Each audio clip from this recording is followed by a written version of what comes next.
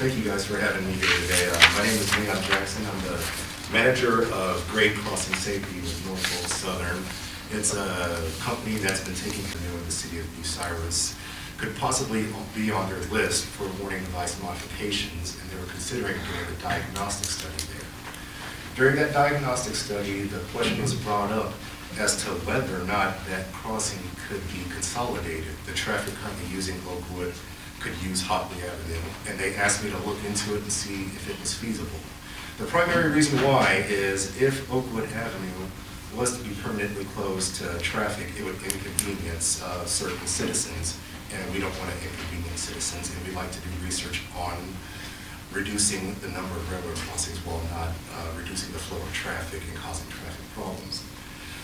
What we do is we have an incentive program for voluntary closures. If there's a voluntary closure of a public crossing, Norfolk Southern will work with the local highway agency or the city municipalities to either construct alternate access or just provide an incentive to the city that they can use for emergency projects or pretty much anything they need to. These incentive funds would be coming from a private company, so there would be no strings attached to it, as some people would like to say.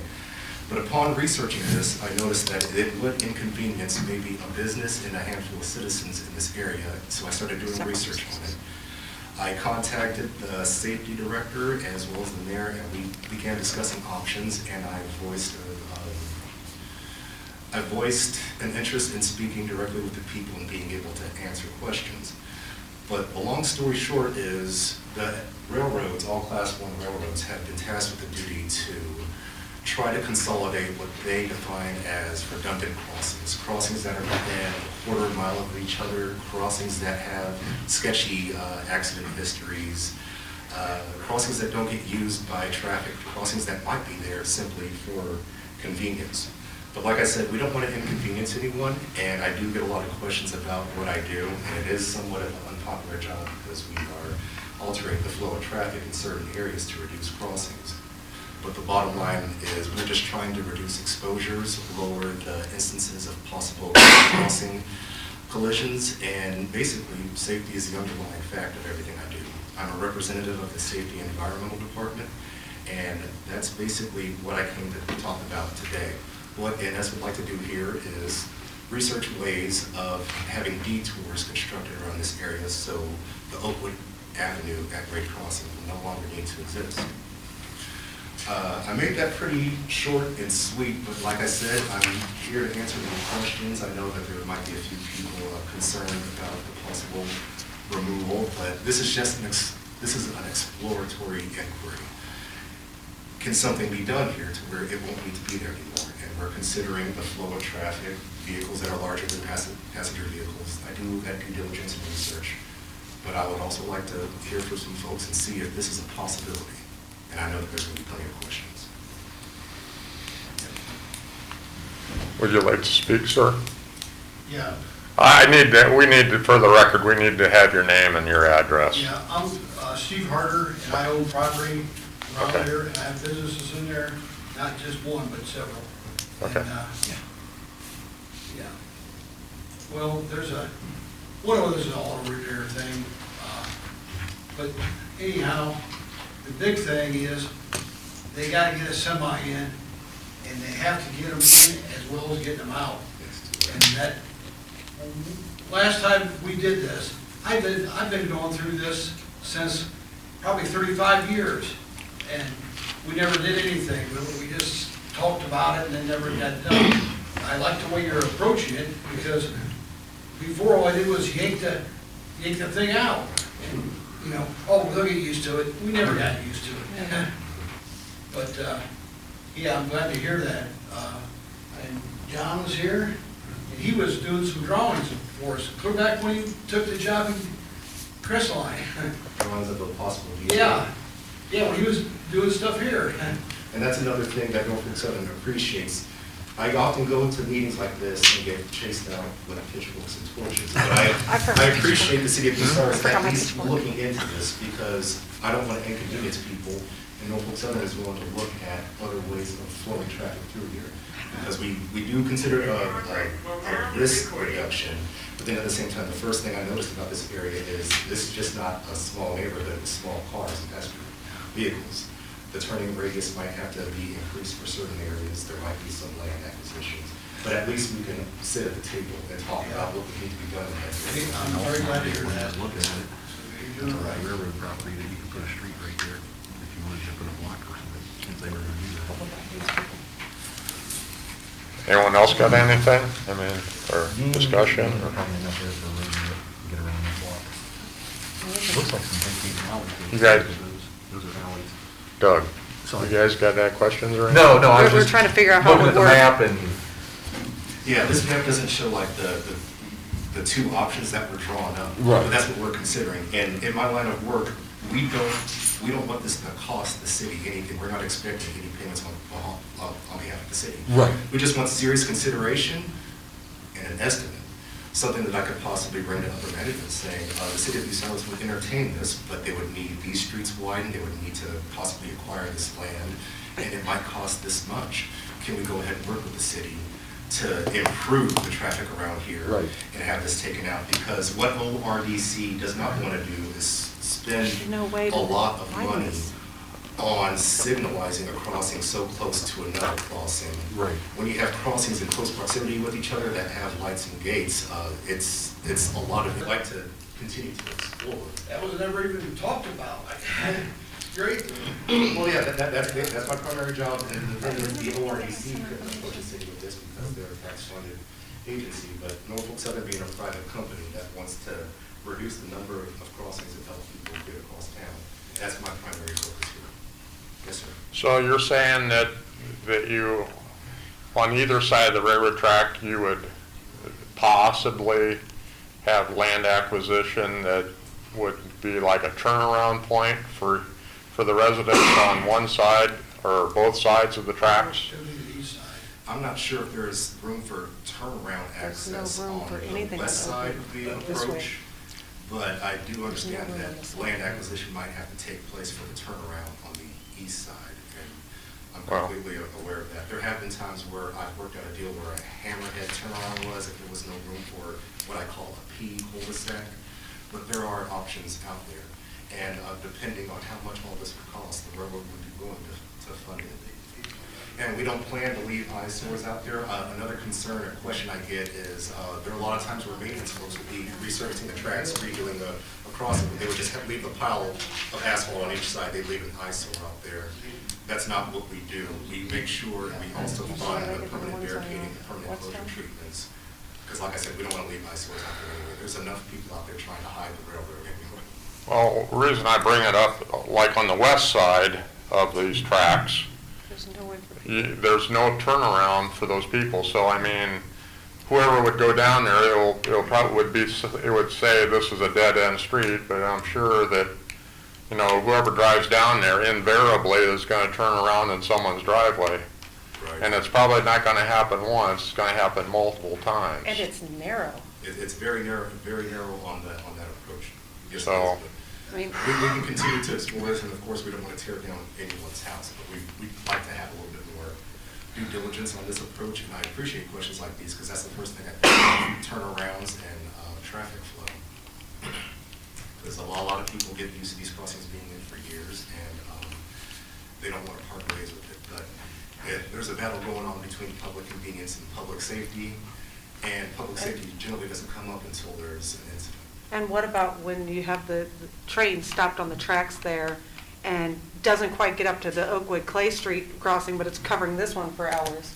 I'm not sure how often that has happened in the past, but with the close proximity of both of these crossings, I'm thinking if one is blocked, the other one will. Nope. But in this case, there's a siding there. Crossings with sidings tend to be blocked more often because that's a place for a train to park while a more higher priority train goes by. That's another thing that attracted me to this project, is the fact that Oakwood crosses multiple tracks, but probably only traverses one. And another thing is, if I am able to get a voluntary public closure, our transportation folks will listen. And I always tell them, be better neighbors to our citizens and try not to block tracks. So if the city works with us on letting us occupy a double track siding where a crossing was, there's a lower chance of Hockley Avenue being blocked, especially with it being a state road.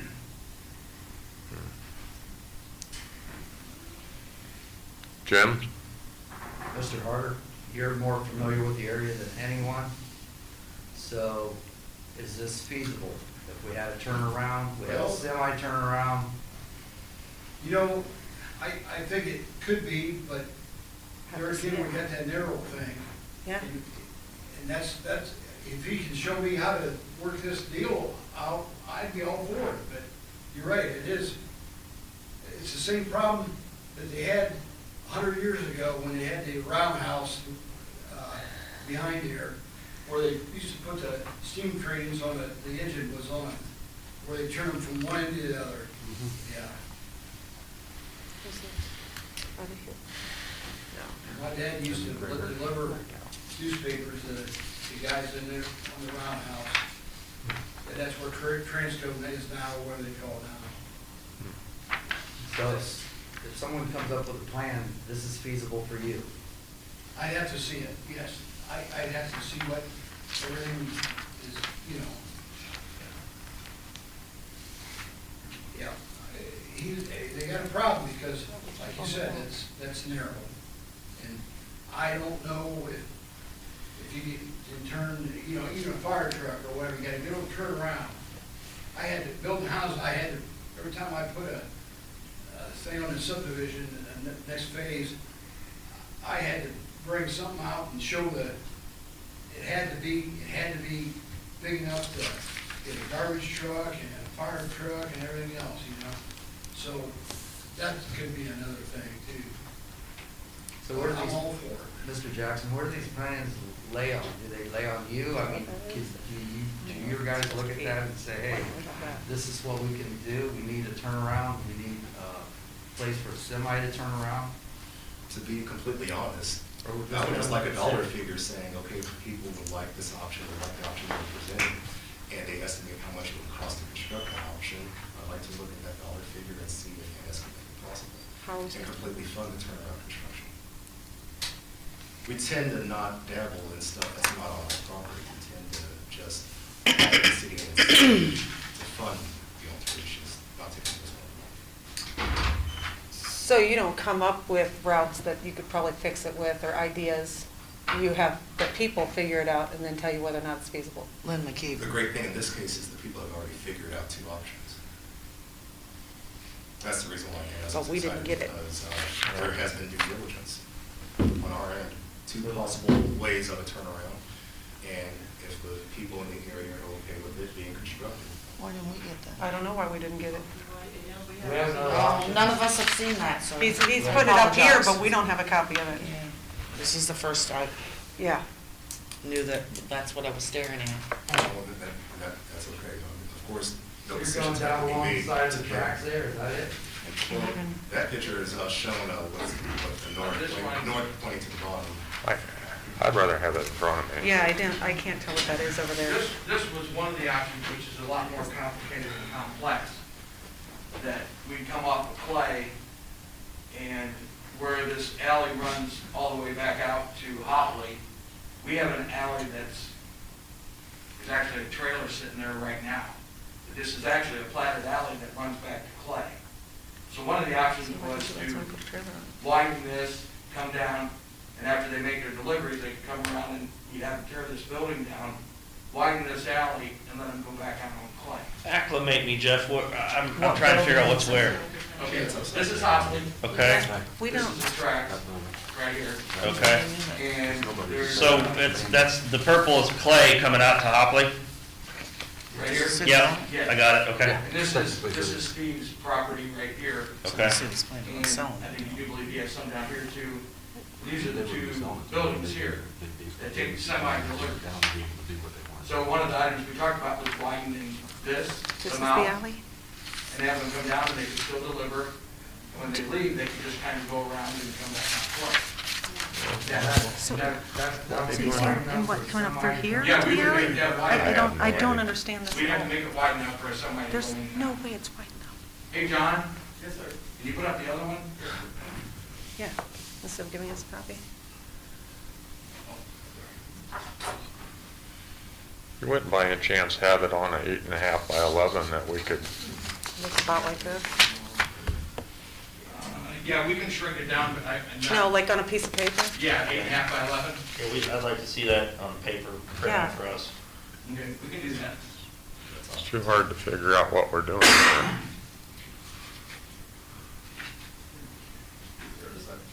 Yeah, clear over there, it makes absolutely no sense. This is the other option where, same thing, widen the street, come down and deliver, and we would have to get the railroad would have to get a bigger, maybe divide some parking off the street. side. To They actually don't even make care this a about that turn because that's just trash. right here, that somebody could just come down and deliver and actually turn around right there and go right back out. Which would be a lot less, Look, you know, to Okay, turn it into a whole so new street right here what's where that here? alley is. Are and these then houses all widen gone? this. No, This they're all is- there, yeah.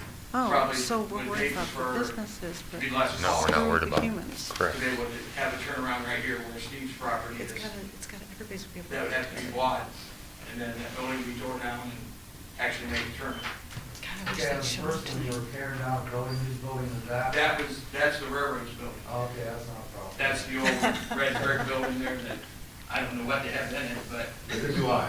But I know the people that do. Okay, the house trailer. Is not supposed to be there? Okay. Well, the house trailer's okay, it's the lean-to they put on the front is actually over into the alley. But they're getting ready to vacate that, They can take care of that. yeah. It's a house trailer. It's not. This, I think, would be a little bit less cost than doing the other route, but. I like option one. So is there any Usability. accommodation for the people on the west side of the tracks so that the general public don't turn around in their driveways every time? I'm sorry about the turnaround on that, that's would be a problem. I mean, so you're. Go to the dead end of Jump Street, you have the same problem, it's been that way for 40 years.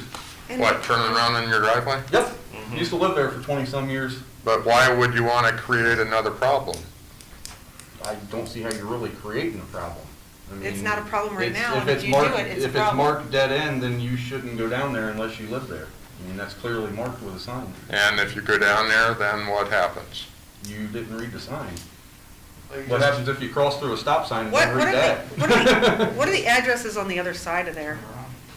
Is that still Oakwood on the other side before you hit Clay? Yeah, Okay, so now you're dividing Oakwood again, and are you changing those people's addresses so people don't go down the dead end, not realizing that the place that they're trying to get to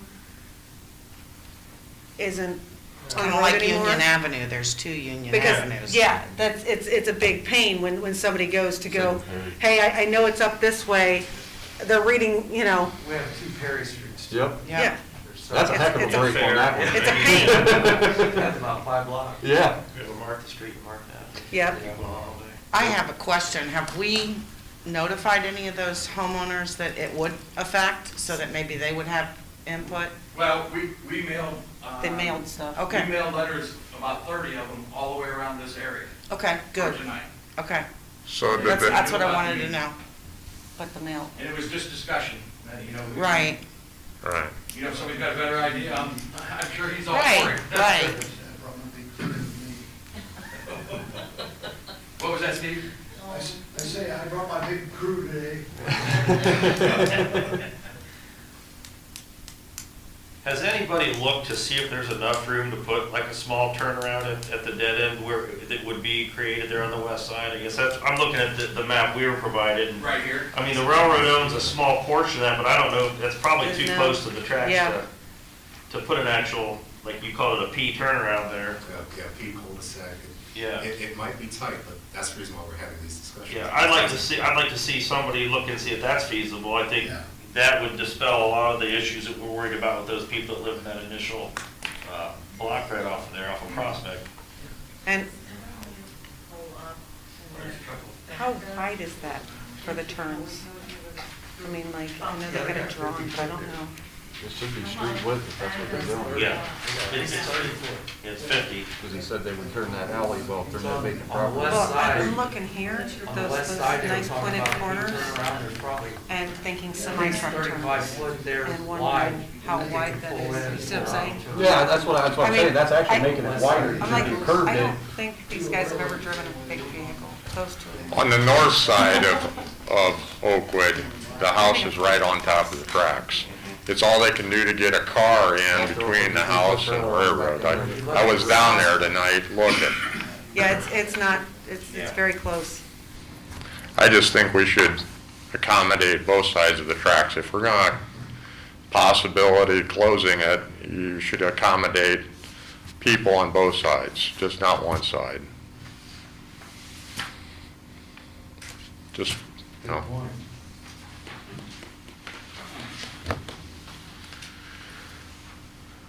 Anyone else got anything? I mean, can't really make a decision tonight. Maybe we can get copies of this proposals Yeah, I'll get you 8.5 by 11. That'd be great. for And both then, of them. And We'll also work with Mr. Jackson to see what would be feasible on the west side, if there's something near there. Could we get an Railroad 8.5? property. Could we get of each proposal? Yeah. Of each I one? got a Okay. question. Okay. Did the residents get a copy of those maps then too? No, No. they just got a letter to come to the meeting. Oh, okay, okay. Too many people were talking. Mr. Okay. Jackson, one more question. Yes, sir. On the west side, there's a small property there that's owned by the railroad. Do you know how big that is? I am not sure. I know we let, I'd have to reach out to the real estate folks and they can get our bound maps. They give me the actual legal description of that area. So if you judge it by the 50-foot Yeah, lots it's over here, probably 50 foot wide. You know what I'm but, saying? I probably mean, 30 anyway. 30. Yeah. Oh, right here. What is the safety radius? Is it 10 foot from center of track? Actually, it's more than that. Back when I was in the bridges and structures group, we wouldn't allow, if someone wanted to build a bridge over us, we wouldn't allow them to build it within 15 feet 15 from center? from the center Okay. line of the closest track, yes. Yeah, that would almost butt up next to those people's driveway then when you come out, Yeah. which is what we're trying to avoid.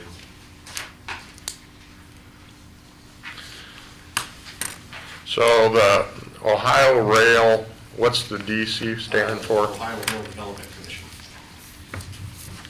And they sit down and look at these different crossings throughout Ohio? Yes, we have quarterly meetings where we talk about crossings, diagnostic studies that take place at each one. There's the FRA database, the Federal Railroad Administration database, called the hazard ranking system, where it ranks each crossing based on the hazard ranking. And if it goes to a certain level, the Ohio Railroad Development Commission will do a diagnostic study there to see if the warning devices need to be modified. The railroad doesn't decide what gets placed at each crossing because those are traffic control devices, so it should be made by the state, the highway authority, the county. So they put this crossing on my radar only because they say this is possibly a candidate to possibly have gates installed there. See if there's a way where we could possibly part ways and not spend a couple $1 million activating warning devices at this location. So the quarter-mile limit is kind of like the red flag? That's what the FRA said. They classify a redundant crossing where there's two public crossings within a quarter mile of each other. The railroad should be tasked at least try to either consolidate them, make improvements at one so the other one won't have to exist. Like I said, it's a tough job, but at the same time, it has good dialogue like what we're having now. Okay. So then you'll be involved with us again then? Any chance I can come up here to see more snow, I will take it. You might as well That's just a stay lie. then. I'm serious. I've lived in southern states my whole life, and this is just new to me. Like I said, you guys might be tired of it, We're but going the back mayor will to tell you. you, I'm still not wearing a jacket. This is great to me. It's okay, I'm not either. Well, we got a lot of snow you can take back. Oh, Yeah. yeah. All of my daughters ask me to bring back some snow. Here you so go. I appreciate it. But yes, I handle all 22 states, but Delta flies everywhere direct out of Atlanta. And I won't hesitate to show my face here again. Anyone else? Thanks for your knowledge. I'm good. Yeah, thank you very much. Yeah, it's very appreciated. it. All right, well, thank you very much. Thank you. Positive spin. Who's responsible for paying for these emails on the city? All right, we're gonna go ahead and move on. I don't know how we're gonna do open projects list. Personally, I'd rather have the chairman oversee that. Okay, I'm gonna go ahead and recess the Platting Committee at 6:29 PM. Right. I just asked Aaron if we could move to health and safety next, because if somebody's virtual in here, I want to make it safe for the whole thing. Have a safe trip home. All right, thank you so much. You all right with that, Aaron? Thanks. Yeah, that's, he just asked. Okay. That's why I gave you a thumbs up. You didn't know. I'm late to the party. All right, we're gonna call health and, did you end, Bruce? Yes, That's yes. Plan 9. I wasn't paying attention, I didn't think I was next. We're gonna call health and safety to order at 6:30. Oh, we are? Yeah, we're skipping down because somebody's, And I've got Bruce Truca, Jim Me, and myself present. Mark McKeever is absent. First item is approval of our minutes from our meeting from February 4th. I'll entertain a motion to approve. We have a first by Mr. Me, second. Second. second by Mr. Truca. All in favor, say aye. Thank you, Aaron. All opposed, say the same. That passes. All right, topic number 1 is EMS service. Who is up first on that? That would be the mayor, but I can give kind of a little update when he gets back. Sounds good. As you know, back in November and December, we, however, since we're going to most certificate at the end of October this year, you all received a projected estimate of cost for them to stay in the district, and hopefully maybe we can serve them as their provider. They are in discussion about it. Had a pretty good meeting last night, and right now we're just leaning towards, working on a contract and working on what kind of funding we have to put together and do the appropriations. So that's about as far as we're at right now. They have interest, and I didn't understand it. trying to move forward and work together with them at this point. So Is there a time frame that we're working under that, have you told them we'd like to hear back from you by blank time or? we kind of pushed April 1st, but we realized it's probably going to be May 1st. Before they all get back to their trustees and their people to vote and what they want to do. So, Jen, you want to add anything else to what we talked about last night? Okay, well, we more or less addressed some concerns of what they were initially was asking, what we projected number of trucks that we were going to have, which is obvious. We felt that we need to try to maintain the same, or at least the same as what's currently there with the 3. So we addressed that. Just some of the other logistics on even whether transporting to local hospitals, still wanting them to assist us as they currently do with Portsmouth. Yes, we're looking for their assistance on the runs.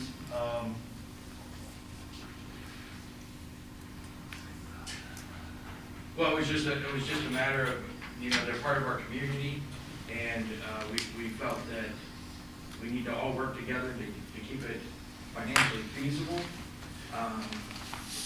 Because there is a cost to taking on that district, but they're more than willing to help in any way they can, which, was a very good conversation with all of them last night. The council president was there, and I thought there was a lot of good conversation. It is work in progress, and they seem pretty well interested. I will say, just if I could, I'm pleased to hear that concept being discussed, because that's, I think, one of the things that troubles me most, or has troubled me the most, is, we knew that we needed to go out on our own and do this. I think that was a foregone conclusion. But, what did we do with those people? I understand that we wanted to do this that year ahead of time to give them the time to plan, but you know, as Kurt will tell you, when we sat there a few months ago and heard the reps from Portsmouth say, if we bid on this again, it's gonna double or triple, what are they gonna do?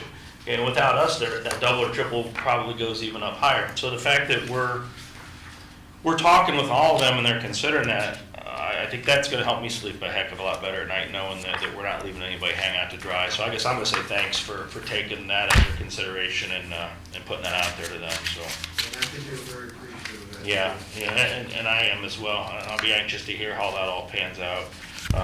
And they did, if you don't mind, one more comment, they did ask, well, what happens if we form our own district and we don't go with the city?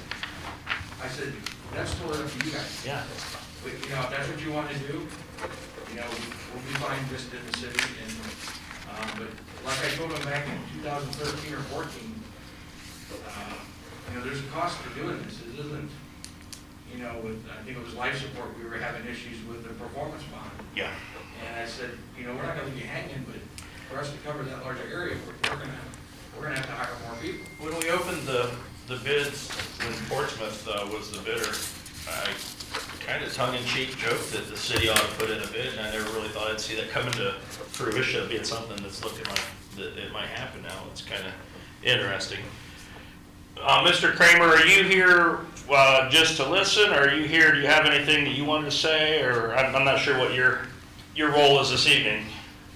Well, I invited Mr. Kramer. I called him today. This is council president here, by the way.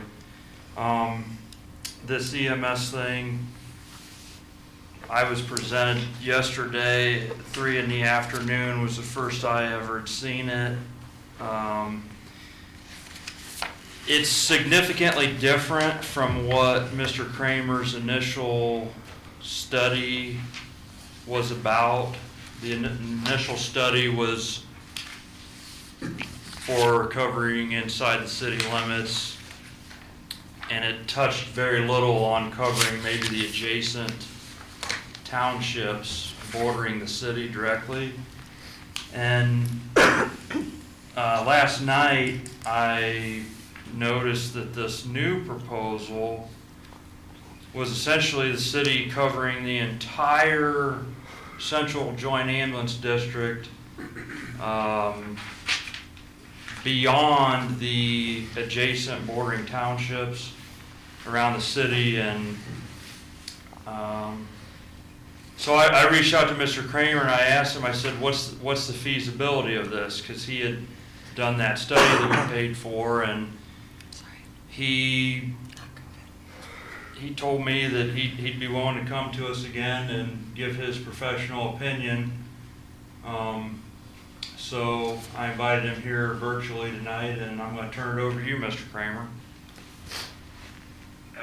Well, good evening, and I applaud all of you for your civic spirit and braving the snow and cold to be doing your duty. Hey, Bucyrus is a wonderful community, and I applaud your progressive thinking in trying to take over your own ambulance service. I do think we looked at all facets at that time, and there were costs and benefits. Now, when you go to service the surrounding area, I had a client who did that. It was Hopkinsville, Kentucky. They ended up taking on ambulance service for all of Christian County, and it worked out fairly well for them. And just about all the clients I've had who have decided to take on EMS are very satisfied. They do think that the service is improved, turnaround times are great. And right here besides, if we just look what you're picking up by doing your own ambulance service, since you have the central community hospital right in the city, and you have your own ambulance, turnaround times are quick. You do not have a fire truck with a few first responders sitting there out of service tending a patient, maybe 10 to 20 minutes for a Portsmouth ambulance to come from elsewhere in the county. So there are benefits if we look only at the city. Now, if we decided at that time, according to my study, that the fire department should have 5 to 6 people to make that work for the city. Now, if you decide to go out and take on the entire county, you certainly can't do it with that same complement of 5 to 6. You're looking more at 7 to 8. Now, that's still affordable because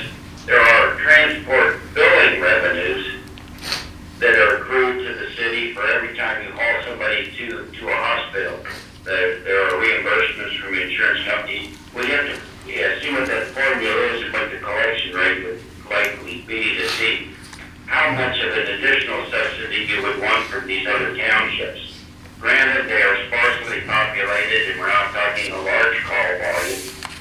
But the one thing we are talking about is more out of service time. I just mentioned the quick turnaround time where you can handle a patient, get them to the central hospital and get back in service rather quickly here in Bucyrus. But if we're talking about leaving Bucyrus to the outer edges of the county and then returning, we could be doubling that out of service time. So if we're looking at a risk management perspective and trying to do fire and medical coverage, it's twice as likely that units will be tied up if and when Murphy's Law kicks in and the ambulance out of service. Now, I do think additional people still make sense, and you do pick up a great economy of scale by taking on those townships, and I think it makes sense to do that. I think ordinarily and probably people will be in the city of Bucyrus, and all of the additional people will normally and probably be there on a risk management perspective, on a probability basis, if and when you have a fire or multiple EMS calls right here within Bucyrus. So I do think that it makes sense to pursue this option and look at the cost benefits, keeping in mind some of those factors I just talked about, such as the lengthier turnaround time required for average city runs. Let me stop for a minute and ask Kurt or somebody, were you successful in getting a safer grant, or did you even apply for one for additional people? We did apply for it and did not get it this past year. Okay. See, that would make a lot of sense too. And I've served on some of these grant awarding committees from time to time, and that the awardees, the awarders tend to look at efficiencies, new ideas, new communities working together, communities trying to gain efficiency. So your likelihood of getting a successful grant in the future would probably be enhanced if you're doing a larger service and showing a more of a regional approach to service. So that's something to keep in mind. I know that we are planning on applying again from what I've been told, so. Well, those are some of my initial thoughts. If we're looking at a minimum of, I recommended a 6 with a minimum of 5 to take on that ambulance. Yeah, and I'm sorry you don't have the safer grants to make that more affordable. But if you're going to take on the entire county, we're looking, in my opinion, just looking at the figures Kurt shared with me today, we're looking at, I think, about a complement of 8. And I do think the additional revenues from the additional transports and a stipend required by the other townships that are contributing into the city might make that affordable and doable. Now, if CJED is out of business or becomes synonymous with the city of Bucyrus ambulance service, then there might be an opportunity there to get equipment such as relatively new ambulances at yard sale prices, and there may be some other first-time benefits that would make it more palatable to get started. But at any rate, those are some of my initial thoughts, and I'm happy to answer questions. And I told Kurt I would be happy to serve on a pro bono basis for meeting no cost. You paid my fees, and I appreciate the debt. And if you get into a more lengthy detailed study where I need to dig in to get more accurate projections on costs and revenues, maybe we could talk about a contract someday. But for now, I'm at your service on a gratis basis, and I'll shut up and see if somebody has something they want to talk to me about. Well, before anybody has any questions for you, I want to thank you for joining in tonight. And I know that myself, I'm going to have lots of other questions for you here in the next month or two. But does anybody have any questions this evening for Dr. Kramer? Yeah, I got. Looking at the proposal, Mr. Kramer, as is it a good starting point for Crawford County and Bucyrus and Crawford County to start at and build up to 7 or 8 more think it's a good starting point, yes. And my short answer is yes. I like the short answer. Anyone else? I'd just say thank you as Yeah. well, especially for offering his services at no extra Yeah, cost. Greatly appreciated. Okay. Probably about 20. What do you need from us, if anything yet, or what's the next steps in your? No, Obviously, obviously we're waiting on them to tell you if they want to deal with us or not, but. Yeah, I mean, they just kind of want to know if we're going to want to move forward and if we're interested in partnering up with them. I don't know. Kurt, did you get that out? They directly asked me last night, is city council on board with this? I said, I do not know. I was just given this information at 3 o'clock in the afternoon yesterday. Nobody has been able to see it or hear about it until after then. I said, I'm gonna have to take it back to council. They're gonna wanna look at it, they're gonna wanna study it, research it out, and I think I could have possibly been able to give them a little better answer if I knew about things before 3 o'clock in the afternoon yesterday, but. So what question were they asking? Were they asking if we're on board with They want to doing know this, or did they? if you, like you, all as council are willing to vote on allowing this to happen. This seems like two different questions to me.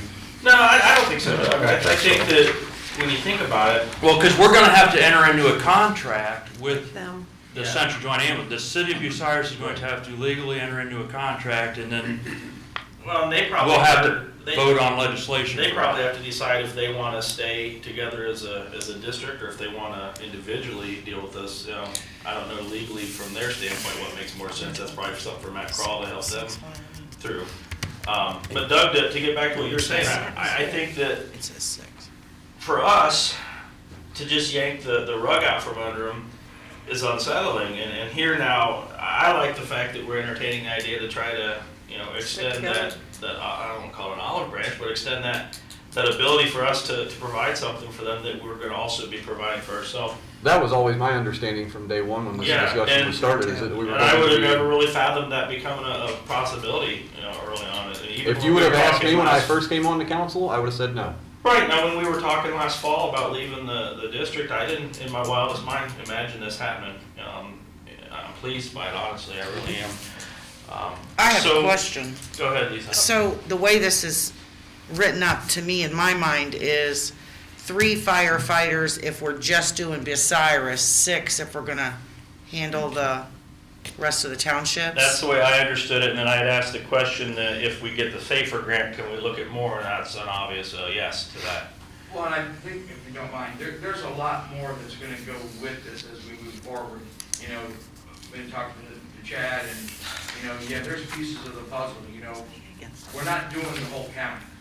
I mean, we're gonna get pretty far east, but we're also working with Gallion, Willard, and Shelby that, hey, if we're tied up, we might need a little help there. And I think, I'm not gonna speak for Chad, but we've been talking to those people already, and they're willing to help when we need it.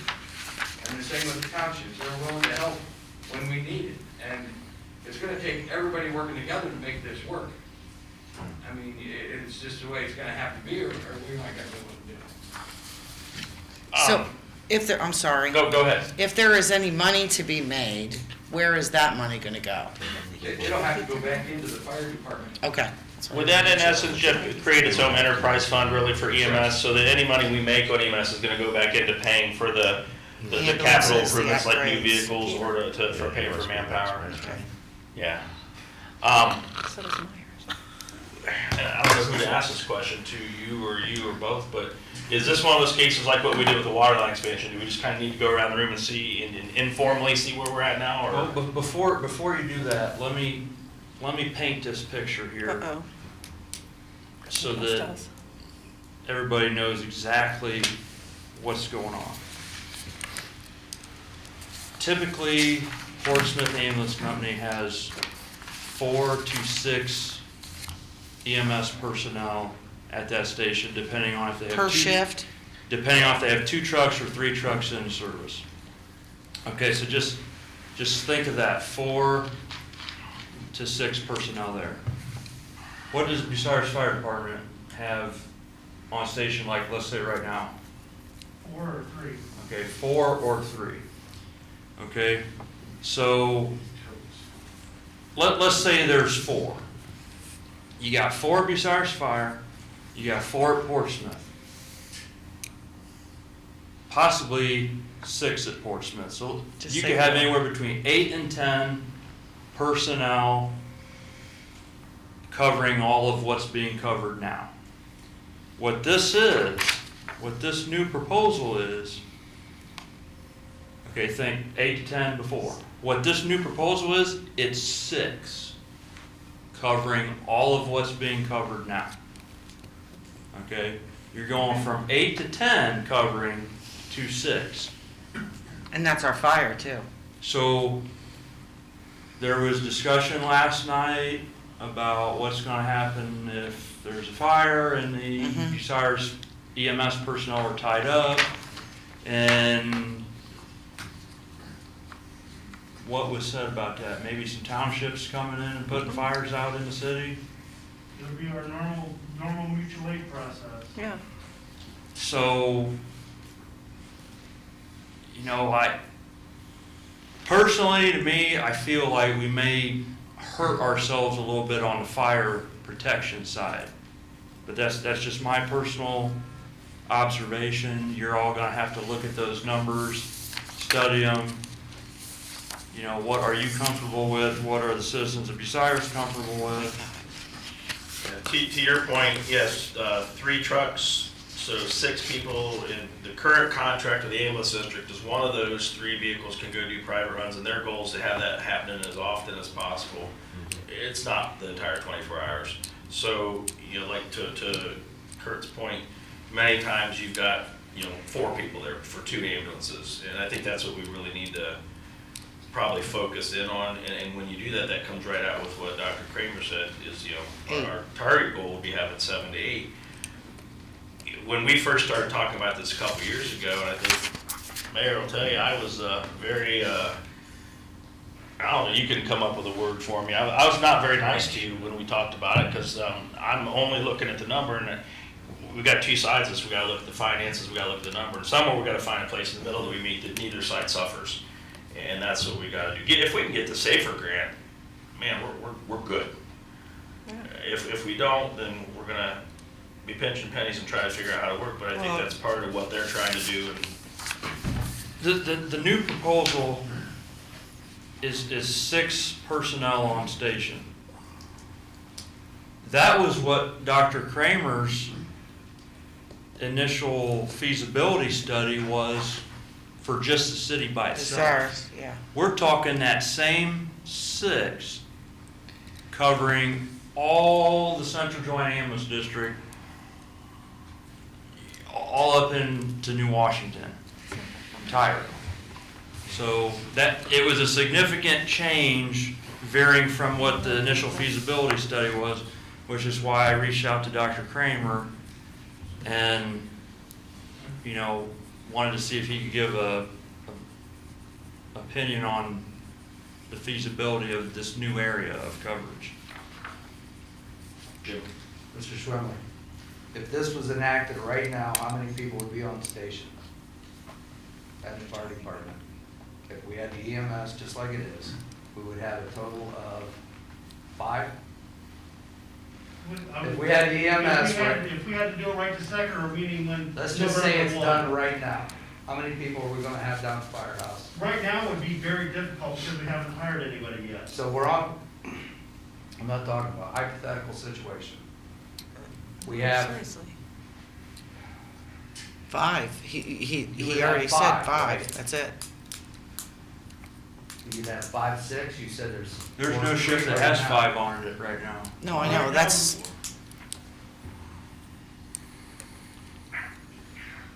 And that's why I wasn't following you. Right now, we only have 12, there's only 13 of us total. So Okay. there's 3 4-man shifts. So you have 3 4-man shifts. So if we acted the MS, that would just add 1 person, correct? Two. One, if it's just the city, 2 is what their proposal here is, Yeah. without the safer grant. Per shift. Yeah. Per shift.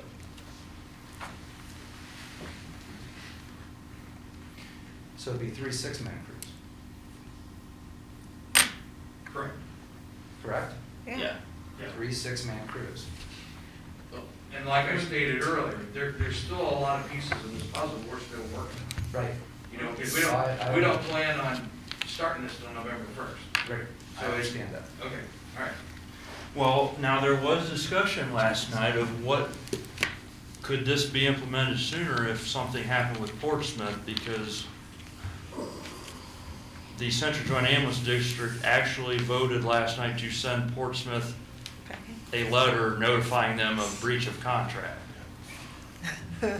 So things may start rolling here sooner than November, depending on, Well, my other concern all along was when you got a service and just picture yourself being one of those employees that's working down there and you know that November 1, your job's coming to an end, or you wait till October 31st to find that new job.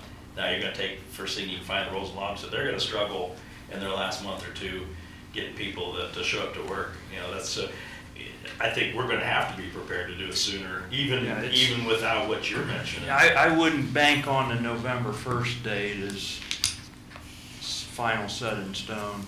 I think they said last night they had another paramedic that moved to a different company Shocker. in the last week. Aaron? I was gonna say, if we go for this now, then we have more time to prepare for it. If we flat out say, yes, this is what we're looking at and get the ball moving, then we have a lot more time to prepare for it. So if they bug out September, we've already got the ball in motion. We already knew what was coming. Yeah.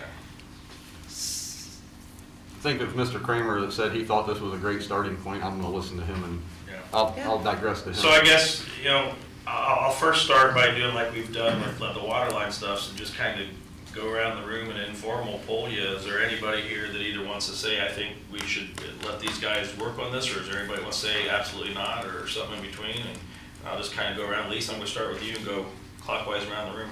No, I think it's a fine starting point. I would like to see, if we're gonna cover that large of an area, I'd like to see 8, but yeah, it's a good starting point. Doug?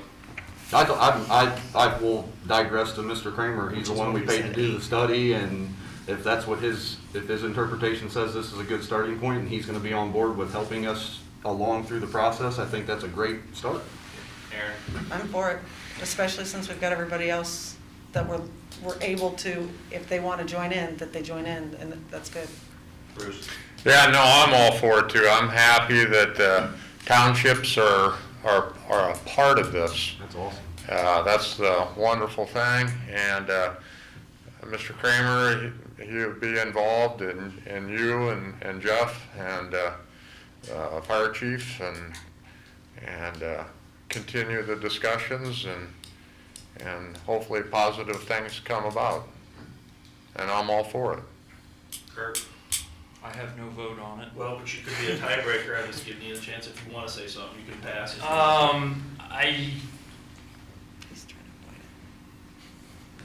I want to get Mr. Kramer's input. If he says we can do it, I'll be with Mr. Kramer on this. He's got the PhD in it.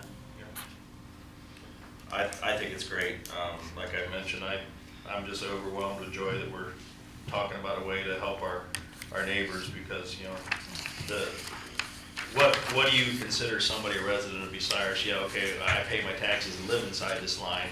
These people out here, they worship here, they shop here, they doctor here, they spend their money here, and they're just as important as we are. And so I'm glad to see that we're looking at an option to not leave anybody hanging. Jim? Hey, I'm all for it. The only drawback to the whole thing, I would like to be informed, 2 days before. I mean, I like a couple weeks. We just gotta put it together ourselves. We've been working, talking amongst ourselves. That's great. Yeah, We're a phone call away.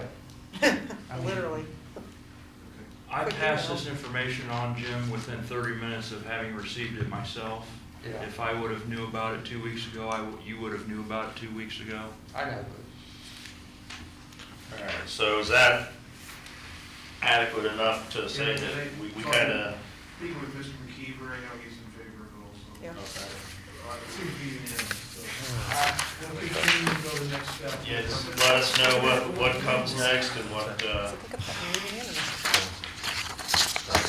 the sentiment is, I guess, from them, to see if we even need to He fought so hard. pursue this or if We're we're. not gonna be doing this anyway. We'll wait to talk to them. Well, that's just one of those things, is how politics work. It's the dumbest shit ever. I'm just now, we're just sitting on the papers on the floor.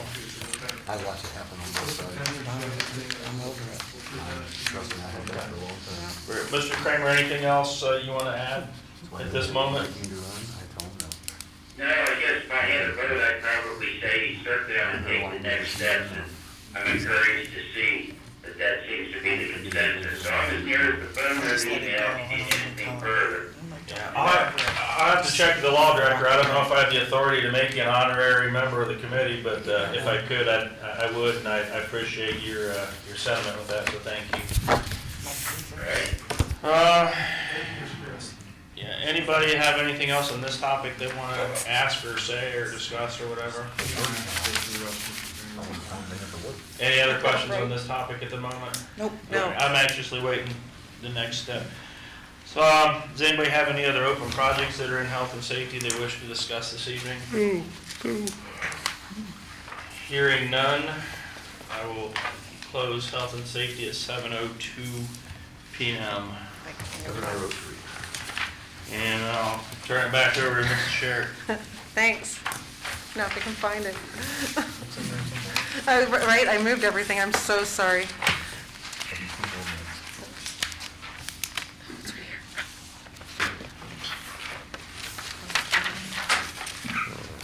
Where did I just put all that? I'm so sorry.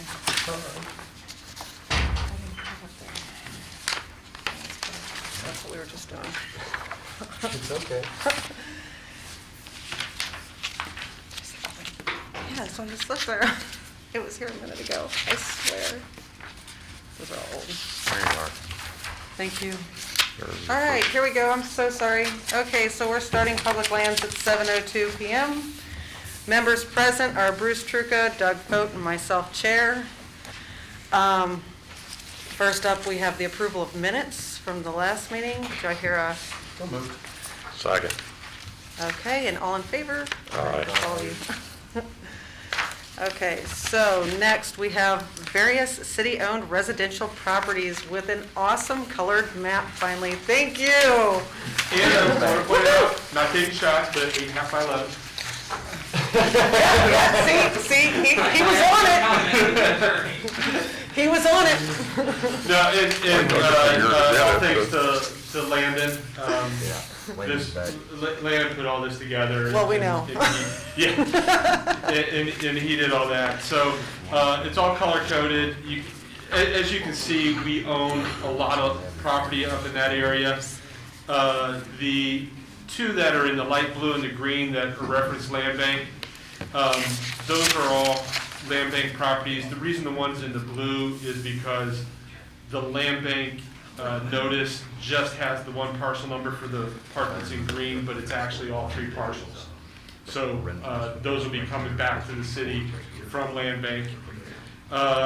There is the two yellow ones that are tax foreclosures. Those are in the process right now. The one was the gentleman that wanted to donate property to us, but there's such a significant tax burden on it, we just kind of got to wait for it to go through the tax process.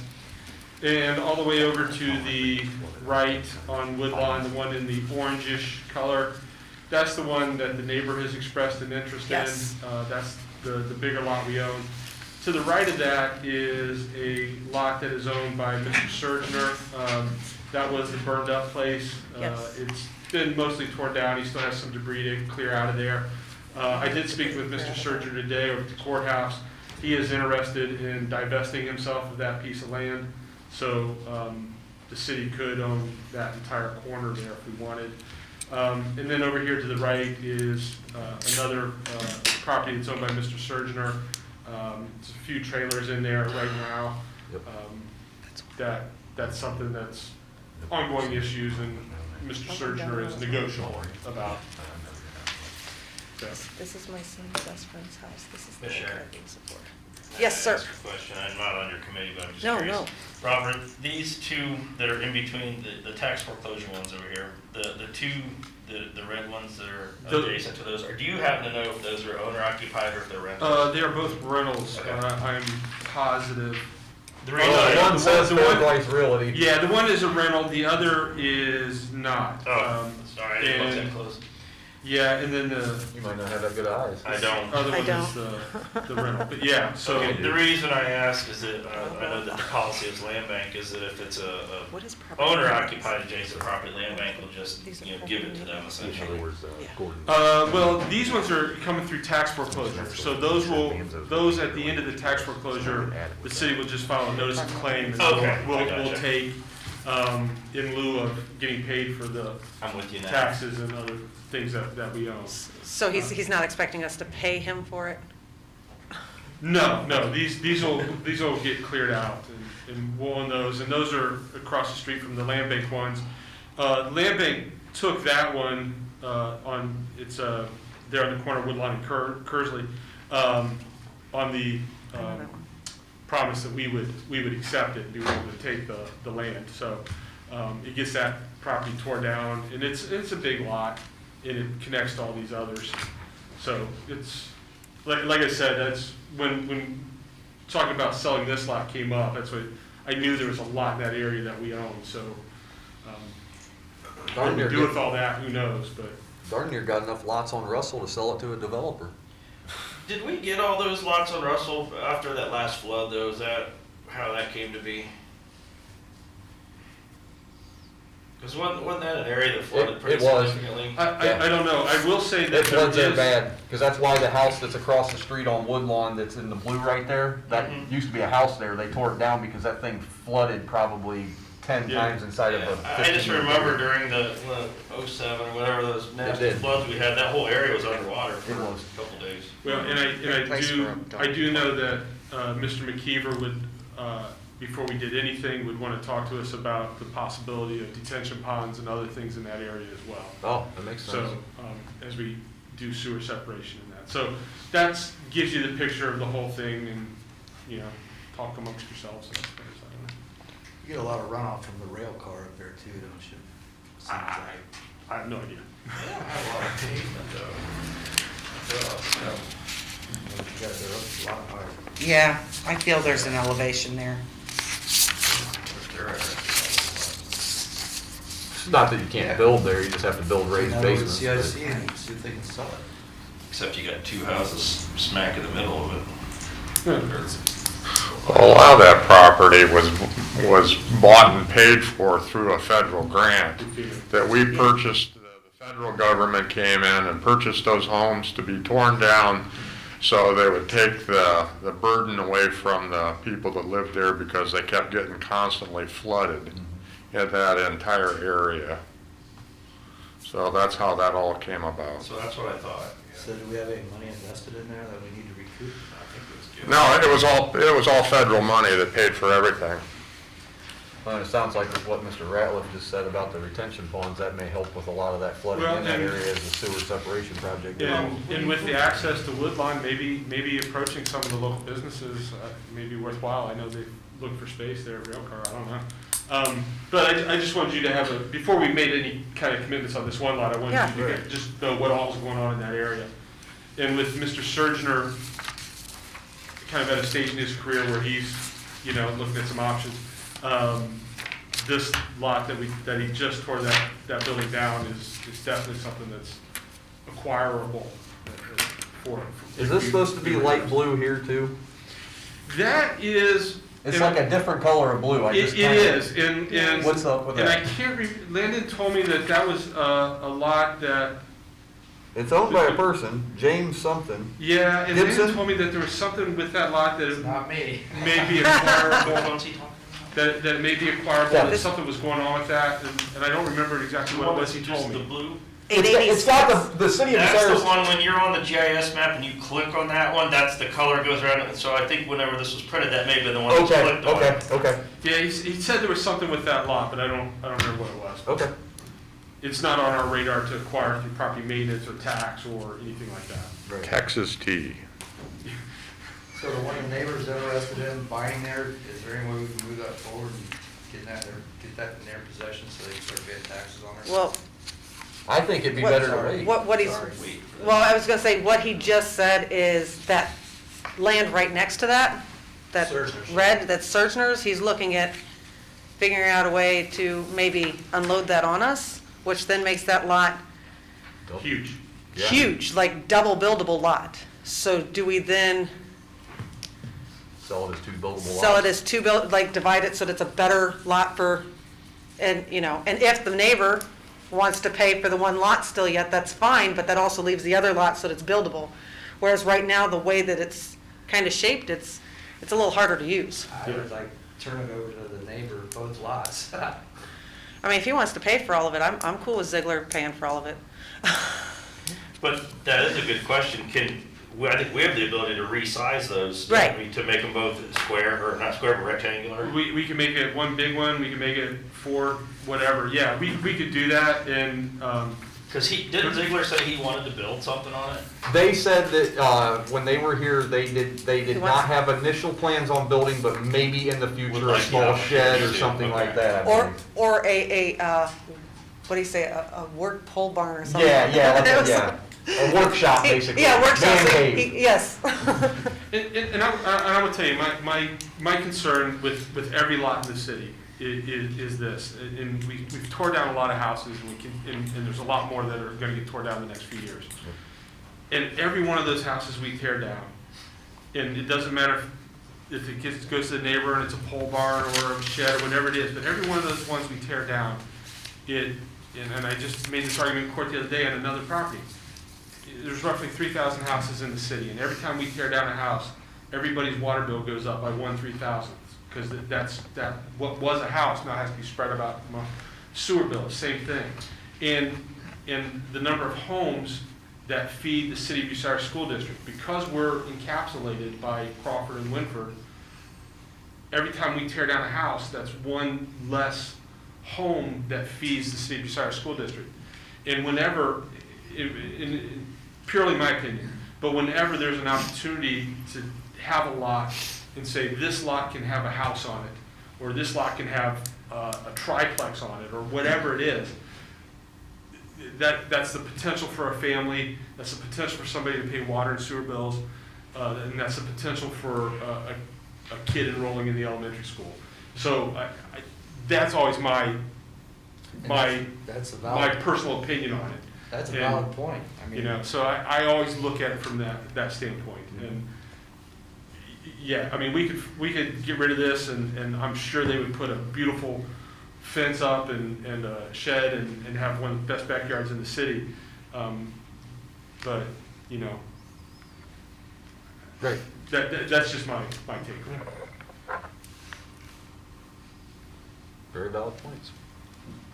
I think it was just a couple weeks ago, you told me how many dead accounts are there currently right now as far as utility? 400 and... Yeah, I pull that number every once in a while. I think you said, I want to say it was over 400, but that's just dead utility accounts that aren't paying service. Yeah, and I'm working with the courts, and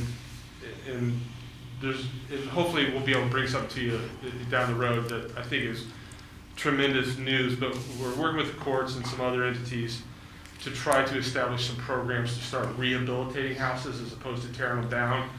And there's some things coming into play for that. And so the key for that is obviously going to be acquiring the rights to the property before it gets to the point where it's unsalvageable. Right. And that's what we face right now with like the tax foreclosures. Well, But it takes so long to get through that tax foreclosure process, and then if taxis gets involved, it's even worse. But by the time it gets to where we can claim it, there's nothing left to do. And you guys that build houses and fix them up, in a house that's in a $60,000 to $80,000 neighborhood, which is a good house that a family can afford, it doesn't take very much work before you're way over $60,000 or $80,000 in rehab when these are bad. So. Well, that's what I'd said how long ago. That's like the fact that if we could get them before they were completely destroyed, even if we did that program like they do in the bigger cities where for $1, but you have to live there for 10 years. And if you don't, it comes back to the city. You have to have it fixed up. You have, they had all these rules and things with that program, and it's helped out so many neighborhoods. Yeah, and one of the problems we've always faced is the owner-occupied structures where they can't afford to maintain it, and because of the cost of materials and things, and when you can't do it yourself and you have to hire somebody to do it, it's much more expensive. Oh yeah. And so finding ways that can fund those types of grant programs in the city. We have the CHIP grant, but it's very small, it's very limited. And so those are all issues. So the long and short of it are, yeah, maybe we can reach out to a local business that may be interested in these over here on the left side and these over here on the right side. It's a lot of area. We could ask some potential builders or if there would be interest in those lots. I can tell you there's a figure that's been, and I would do it in executive session, but at some point in time, but there's a figure for that lot that's really kind of minimal in the overall scheme of things. We'll pass that to Kurt. I can put this going. There we go. You got enough up there? Oh, Kurt. Yep, we got it. Sorry. There, I got it. Slight interruption, it's the two options. Thank you, this helps out a lot because now we can actually look at it. Yeah. Yeah, like, what was the figure that they were looking at up here? Well, so that we don't get into a building war, I mean, I can, if we went into executive session at some point in time to talk about acquiring a lot, I'd tell you kind of what that number is. Okay. But it's. Yeah. It's okay? It's extremely reasonable. It's okay? Yeah, it's extremely reasonable. Okay. Yeah, because I mean, it's a great lot and it's a great space, but then there's some other parts of that area that keep people out of that area as well. I mean, I spend a lot of time over there, so there's a lot of things. Yeah, and it's one of those areas that, if somebody makes the commitment and invest first, then maybe it snowballs. Yep. Or That's the hope. yeah, I mean that's all you can never have is hope for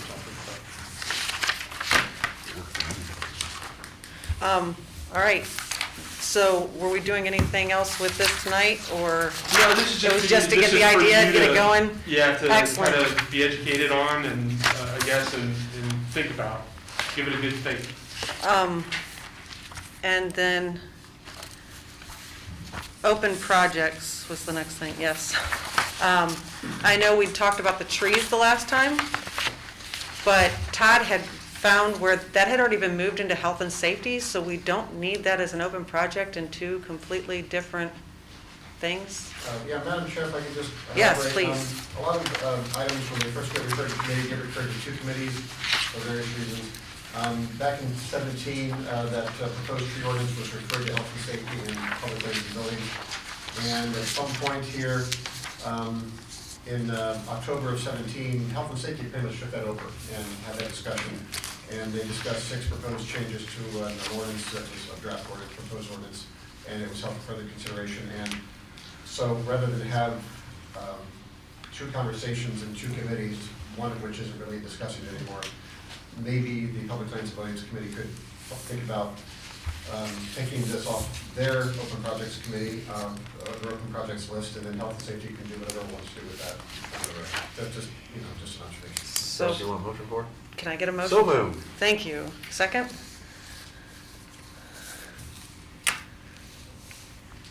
Oh, second. We're all that's here. All in favor? Aye.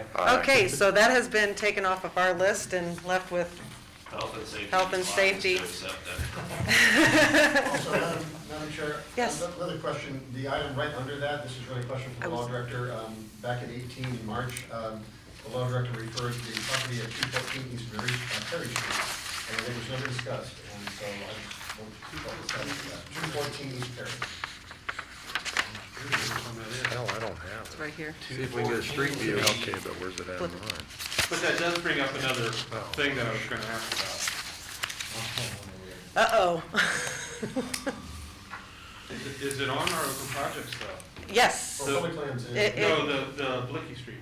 well, it was referred, when we were talking about derelict properties, that has been discussed in public lands. Oh. So it's. That's the Tyner buildings. Yes. 214 Perry's the Right, Tyner right, buildings. right, Kroger. Because as we were just talking about Perry Street being split like it is. Right, It's see? split and split. Yes. Ernie It's Tyner. horrible. Yes, it's got three jogs to it, technically, because you got the jog over by Old Crawford, and then you got the jog I over. will tell you on 214 East Perry, I'm still working with their attorney and trying to get some resolution on that. The tear down on that, estimate was around 40,000 That's because of the ridiculous. asbestos in the one building that burned. Oh, yeah. So, Oh, yeah, that's just, So we're still looking at options and issues on that. The Blicky Street, you said that is?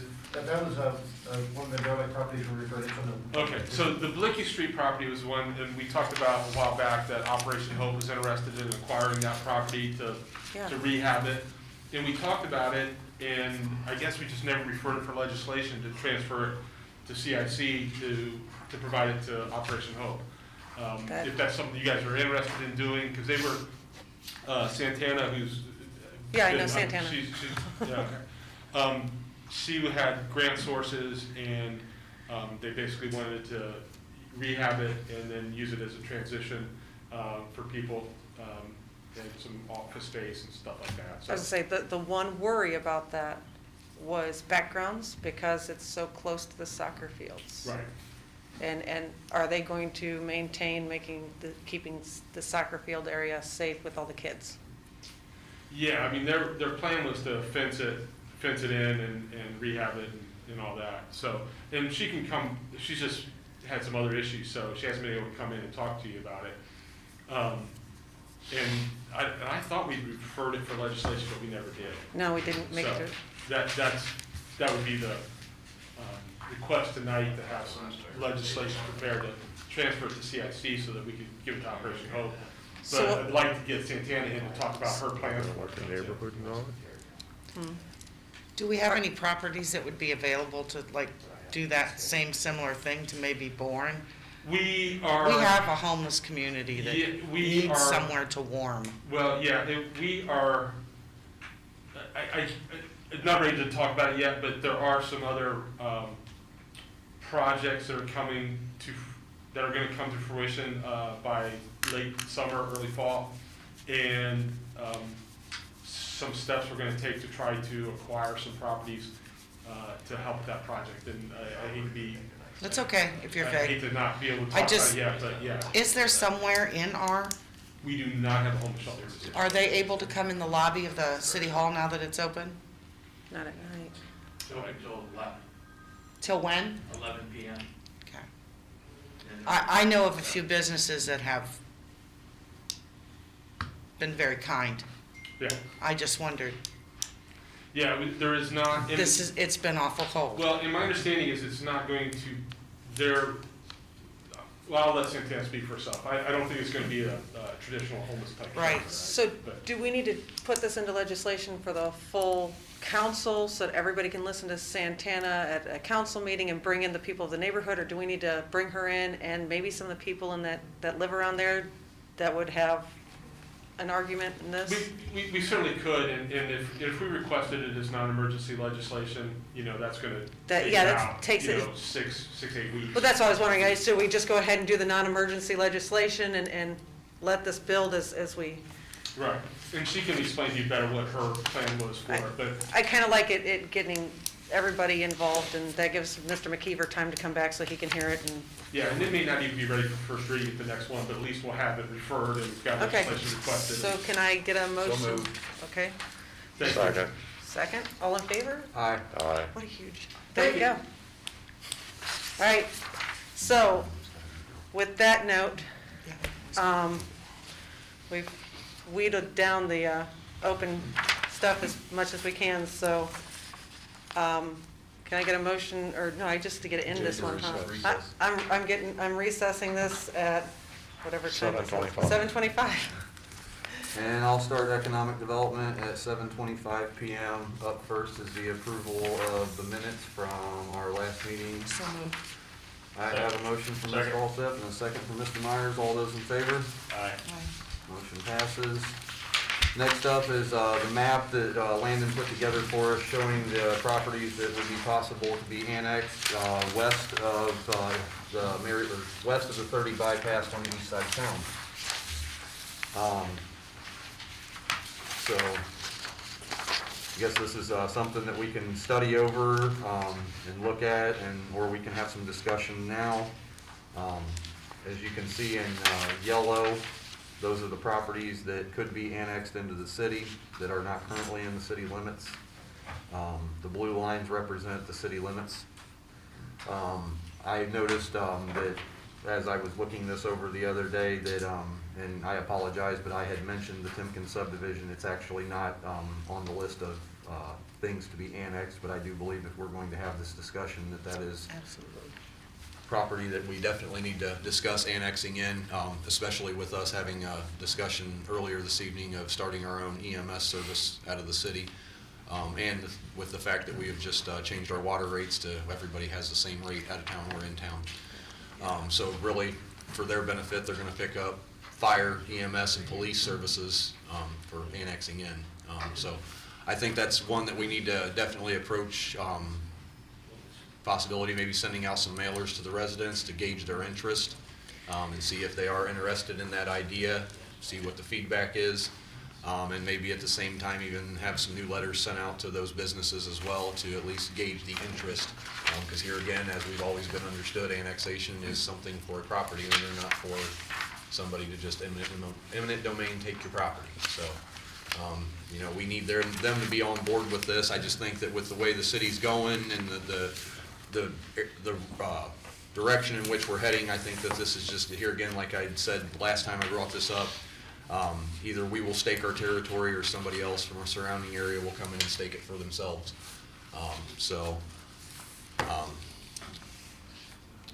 I guess I don't have anything else. If any one of the committee members would have something they'd like to add, or otherwise we can study. The ones that are in yellow, have we contacted them? I mean. They've been contacted in the past. So they haven't. Yeah, I know, I believe Mr. Ratliff told me that at one point in time, both financial institutions were favorable to the annexation, just because at the time it didn't go through or nothing was done because of spot annexation and things like that, creating islands, which we're not supposed to be doing, so. But we already have. Right, exactly, so, but breaking rules more than once is probably not Well, good either. when we annexed Al Smith's place, it kind of changed some of that.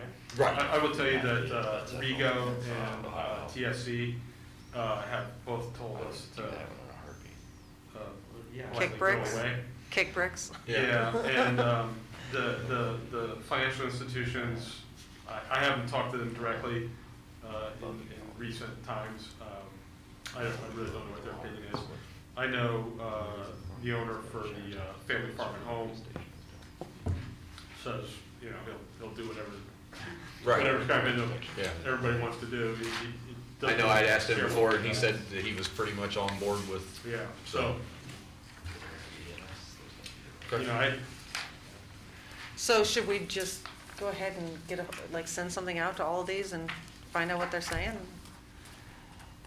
And if so, I mean, should Timken subdivision be contacted again? It'd be the first time, actually. Oh, they've never. As to my knowledge, and like I said, I apologize. They were in the 60s. Oh. Well, so a week or two ago. Sorry, I wasn't there. If I can make a political suggestion, if you will, if you do want to move forward with any kind of annexation, I would strongly encourage you to reach out to the township trustees out there in Westone Township and have some discussions there. That's exactly what I was just gonna say. That's what I was. They were pretty upset about the Al Smiths. They said they were never contacted once. They're very upset right now. I thought they had to agree to that. They did, and it was the county the way they got done was an expedited annexation, and the county commissioner's office really kind of led that fight. We were kind of thinking about going in a different direction, and I came back from the commissioner's office in that way. So I had a Whetstone Township trustee contact me. They said that something with the type of the annexation, it had to be approved by the county commissioners, and the township didn't have any say in it, or something like that, and they told me they were not contacted once by the city. That's just what they told me, I'm just passing them along. Well, because it wouldn't have, it would have been the Now, county they that might have would, been contacted by the county commissioner. but the county would have been the ones that would have well, had to contact them. and yeah, I will tell you flat out, I never spoke to the trustees during that annexation process, because when we reached out to the commissioners about it, we were told that it was going to be an expedited type 2, and they'd already made the arrangements, and that's how it was going out. Because it did raise issues with respect to liquor sales and some other things for retail establishments. It's doing it that way instead of doing it in the traditional annexation, which has a little lengthier process. But that was just the way it happened. So I'm just saying. No, I'm not arguing with you, because it was, Definitely reach out. the annexation, the first time I heard about it happening, it was brought to my attention by a county commissioner. And he was the one that had said, this is how they're going to do it. Exactly. So, Because I only was aware of a type 1, which is the more lengthier process that takes time and everything, and he said, oh, no, we're gonna do this expedited type 2 process. Exactly. So everything already done. So I'm just saying, from a political standpoint, because you guys have made such great inroads with Well, EMS. that's what I was saying. I mean, we really got to kind of send out the feelers wherever they've got to go first. I would definitely recommend reaching out to the township trustees. Yeah. Why, start talking. It's just been sitting in an open project ever since I've been on council, so at least we're talking about it now. So, next steps are just wait until next time and talk about it again.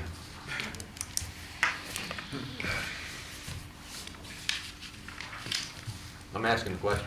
I'm debating how to answer you. I mean, who, should we have somebody contact a township and? Well, and does it necessarily have to be all done in one fell swoop? I mean, if you've I don't got think these so. financial institutions and the businesses initially, do we start there? And then let it go progressively into more if it happens down the road. Well, yeah, I mean. If the businesses have already said they have interest in it, my feeling is reach back out to them and see if they are, and then start the process with the township trustees and then commissioners. I would keep them informed the entire way, so Absolutely. that they feel I it's. think rather than looking at it as a whole pie, so let's talk about one piece at a time. I think I'd start with just those businesses first. I'm thinking Kevin's got a head on his shoulder tonight.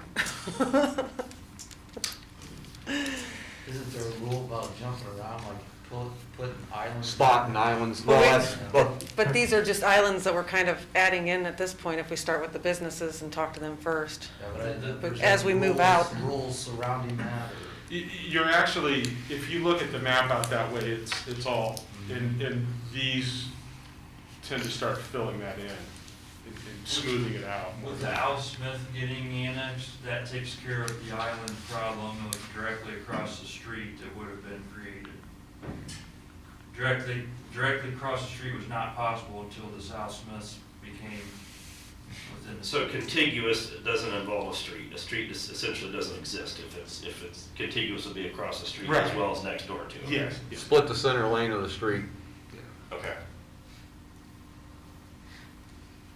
which actually you're missing it too on this map, but technically the sheriff's department and all that's. That's all up there. Yeah, that's the next area. No, that's already, That's already ours, but I So, mean, that's the next. I area have a from that. question. What would be the advantage for those people to want to annex in if It's no longer lower water it's rates. no longer lower water rates, and if they're gonna be in the ambulance district with us The only anyway? thing that would change for them is they would be under our police jurisdiction. Police and fire. Fire protection. and over the last 4 days, a lot of snow plowing. Whetstone Township currently is a 6X on the ISO fire protection list. We're currently at 5, but with hopes of lowering ourselves down to a So 3. possibly lower. When we health lower down to insurance. a 3, it's gonna be cheaper insurance. Yep. It's gonna be that and having the full-time fire department, right there at their beck and call are gonna be the 2 selling points. Now, the disadvantage would be the income tax. Right, That's what I'm thinking. I wouldn't but if, personally do if it. if you're saving more than your income tax on your insurance and things like that, then it might even out. And Rob is planning trash collection too. Mm-hmm. You don't have to hire a trash. That's true. We don't do trash out there? No, No. Water bill? it's, Yeah, if they pay a water bill, they got water, sewer, trash, right? no, there's an How's that work? out-of-town trash rate or something like that he was talking about before. I don't know. Do you remember what they, We supply the sewer and actually the water, and I think they have their own trash pickup. okay. I think that's. I was like, I don't ever remember I seeing don't a city either. I'm trash trying to tractor think. My there. girlfriend lives out there. I'm thinking, who picks up our trash? I don't remember seeing a trash truck right. My employee lives out there, I'll text her right now. I'm just wondering. I mean, if there's not a lot of benefits to it at this point, I wouldn't want to pay the But city before, income tax. before, that was the whole reason for having the Right. out-of-town water rate versus the in-town water rate was, it was one of those things to, Now, when does we'll that bring it start? down. Already did. Okay. I think though that So those people have seen a savings in their water they already bills. have, and I think the fire protection, is your only selling point at this point. So who would be the one to start contacting? I mean, like, does the city send stuff out then? Mr. Wagner. I'm sorry, I was writing. Who initiates this? Who initiates recontacting? I don't have no post office or thing with mail letters. I second that. You could make a kind gesture to go to a Whetstone Township trustee meeting, Doug. Right?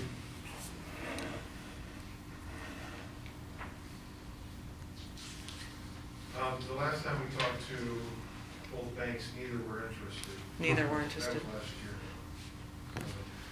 So then, do we remove this from our open projects? Not yet. No.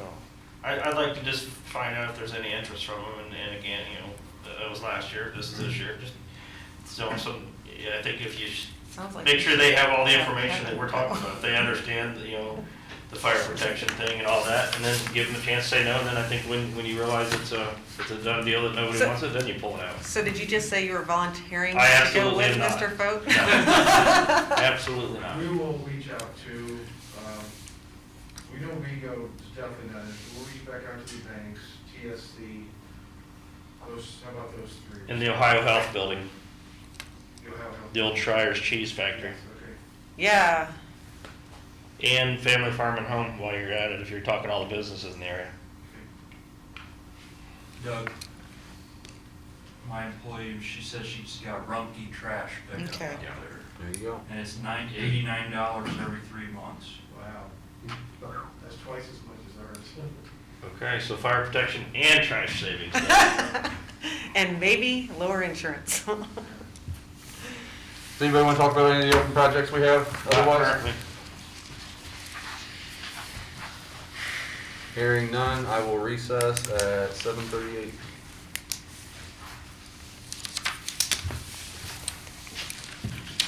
You running away? There is. Have a good night. See you, Doug. Okay, I'm gonna take over at 7:38 PM then. Members present are Kevin Myers, James Me, and myself, Chair, and Aaron, Kevin Myers, Lisa also, I'm sorry. That one's Lisa. Sorry, James. Kevin Myers, Lisa Alsop, and Aaron Sherrick as on the committee. I need approval of the minutes. So moved. Second. All in favor, say aye. Aye. Okay, motion passes. Next order of business is water line expansion.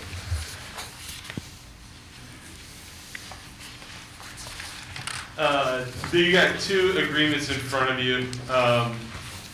The first is the transfer agreement between the commissioners and the city for taking over the sewer district.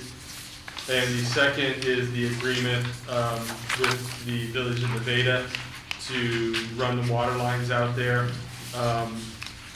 Drafted both of these. I just heard back from Matt Crawl today that he was okay with this one. I ran into Commissioner Weisenauer yesterday, I believe. He wanted to know where this was at. And so that's where it's at. And the Village of Nevada sent this back and forth to their attorney and the village. They've looked at this, they're okay with this. You just need legislation.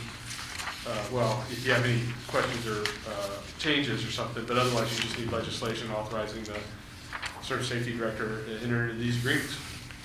Go ahead, My Ken. question is through all the changes back and forth, is there anything that alarms you or that we should be alarmed by? No, and the only one that's an open question that the Service Safety Director pointed out in the Nevada one is the length of the contract. We left it open because really nobody really weighed in on it. If you want it to be for 1 year with 1 year renewables, or for 99 years with, So, 1 year renewable. Even if you do a lengthy contract, though, there will be a provision to get out, correct? There is, and so, you probably wanted, 5 years with 5 year renewables. And they wanted a 1 year? No, they didn't. They just wanted an agreement. Okay. So there's no length in it because nobody told me what it was going to be, so I just thought. I kind of have a question. Yes? When we do have service to Nevada, are we just, I know that we're selling like the bulk, we're just doing the in-town rate for everybody, but we're not handling that billing, am I correct? Correct. We're selling it to Nevada, and then Nevada's dealing with their people. We'll send them one. Correct. Right, okay. I just wondered how that worked. So they have their own water department and, Correct. okay, We're, so, we're just running to a pit right on the edge of Nevada so they can get it to their tower, but we'll stop it. We'll take care of the pit, whatever's in the pit, but after that, it's all Nevada. okay, good. So it's not an extra strain or stress on our departments, okay. Go ahead. Rob, is there a way to word it, like, let's just say an introductory 10-year deal with at the end of that 10 years, you have the option to either renew it for an additional 10 years or go to a year by year? I mean, is there a way to leave it open-ended to both? I think if you started off with a length of like 10 years, any commitment that we show financially, even though we're hoping that we get all this paid for by grants and such, if there's any financial commitment to us, this guarantee, I don't think they're going to go anywhere else. I don't think they can go anywhere else, but I think that just ensures that we've got that income backing us up for that first initial 10 years. Yeah. Obviously, if, whatever legal out clause that they want to have in there, I think they're going to have it anyway. Do you mind? Because not only is that committing us to them, but committing, us to them. I'm going to interject. I know we have this proposal in front of us. I know you're asking us to approve it tonight. Is there a way that we could read it or have Todd read it so at least the words go past our ears and maybe sticks in our head a little bit? Not that we don't approve it, but we don't approve the language, but it's just the idea that we can actually hear it, without taking the time individually to read it. I mean, do you mind, Todd? I'll read the first one, the transfer agreement to Crawford County Commissioners in the City of Bucyrus for the operations of Crawford County Sewer District Number 2. This agreement entered into this blank day of blank 20 blank, which I assume would be 2021, in Crawford County, Ohio, by and between Crawford County Commissioners on behalf of the Crawford County Sewer District Number 2, hereinafter called the District, and the City of Bucyrus, hereinafter called the City. Recitals, the District hereby contracts for the services of the City to furnish labor, testing, operations, and maintenance for the operation of its water and wastewater facilities. The City's operation of the District's public water system / wastewater treatment system shall be in compliance with all rules covered by Ohio Administrative Code, OAC Chapter 3745, provided under the supervision of the Crawford County Sanitary Engineer Robert Lee McKeever. This agreement shall be in full force and effect upon signature of the parties and through blank date 2021. The parties agreed to as follows. Section 1, services. The city agrees to assume all operational and maintenance responsibilities for the Crawford Sewer District Number 2, district or the district, effective with the date of this agreement. City agrees to abide by all local, state, and federal regulations in the operation of the district. Section 2, the district's requirements. The district shall do the following. 1, provide the city title to all district or county-owned lands within the district. Further, provide the city with title or other proof of ownership of all equipment owned by the district or used by the district for maintenance and operation of the district. Further, execute on behalf of the city a grant of use for any or all easements used by the district or held by the district or county on behalf of the district. 2, through the sanitary engineer, provide access to all prior, collect all data and all Ohio EPA correspondence and reports. 3, provide city with all computer equipment, software, meters, and meter reading devices necessary for billing for services within the district. 4, transfer all funds held by the district or by the county on behalf of the district to the city of Bucyrus. 5, transfer all records operation of the district to the city. 6, transfer all rights and responsibilities acquired by the county through the creation of the district to the city. Section 3, operations, effective date 2021. The city will be the operator of record for the district and assume all rights and responsibilities therefore. Section 4, the systems indemnification of ORC. The district hereby indemnifies the city, its employees, and officers from and against any loss, charge, claim, cost, or cause of action of whatever nature which arises out of the operation of the system prior to the effective date of this agreement.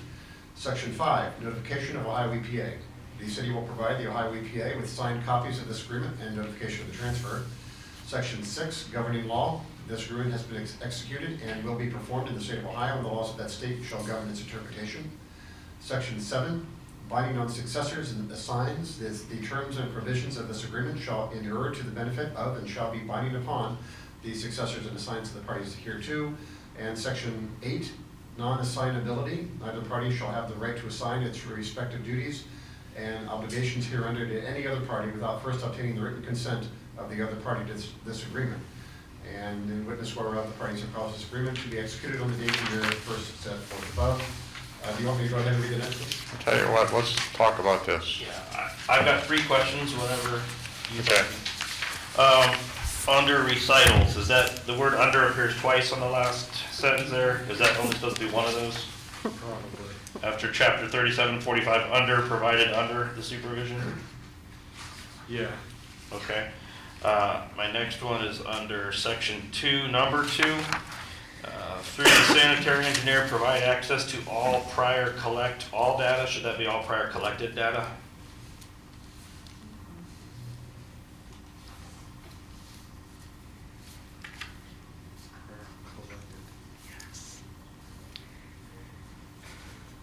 Oh, you mean you're adding the ED to it? Yeah, and take the word all out. Instead of collect all, I think it should say collected. Collected, yeah, all prior collected data. Yeah. Okay, and then on section 8, non-assignability, does that in essence say that if we've taken ownership of this and 98 years down the road, we decide we're gonna contract with a private water company, get out of the water business, does that mean we have to go back and get their permission at any time, or, I mean, is there a way to have that expire? No, this is referring to, you know, the duties that we're taking under this. We can then assign those.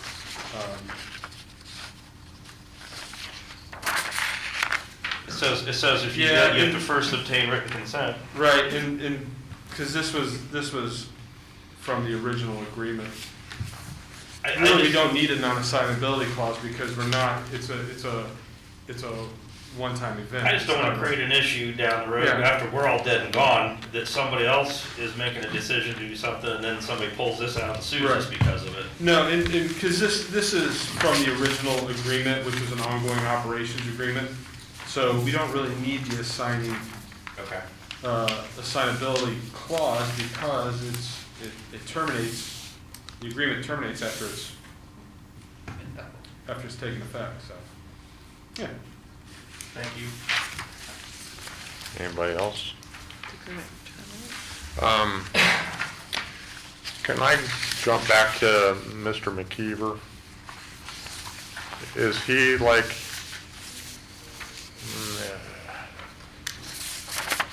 is he a permanent part of this agreement, or is he just the initial I mean, what I'm, You're saying maybe it should just be his title.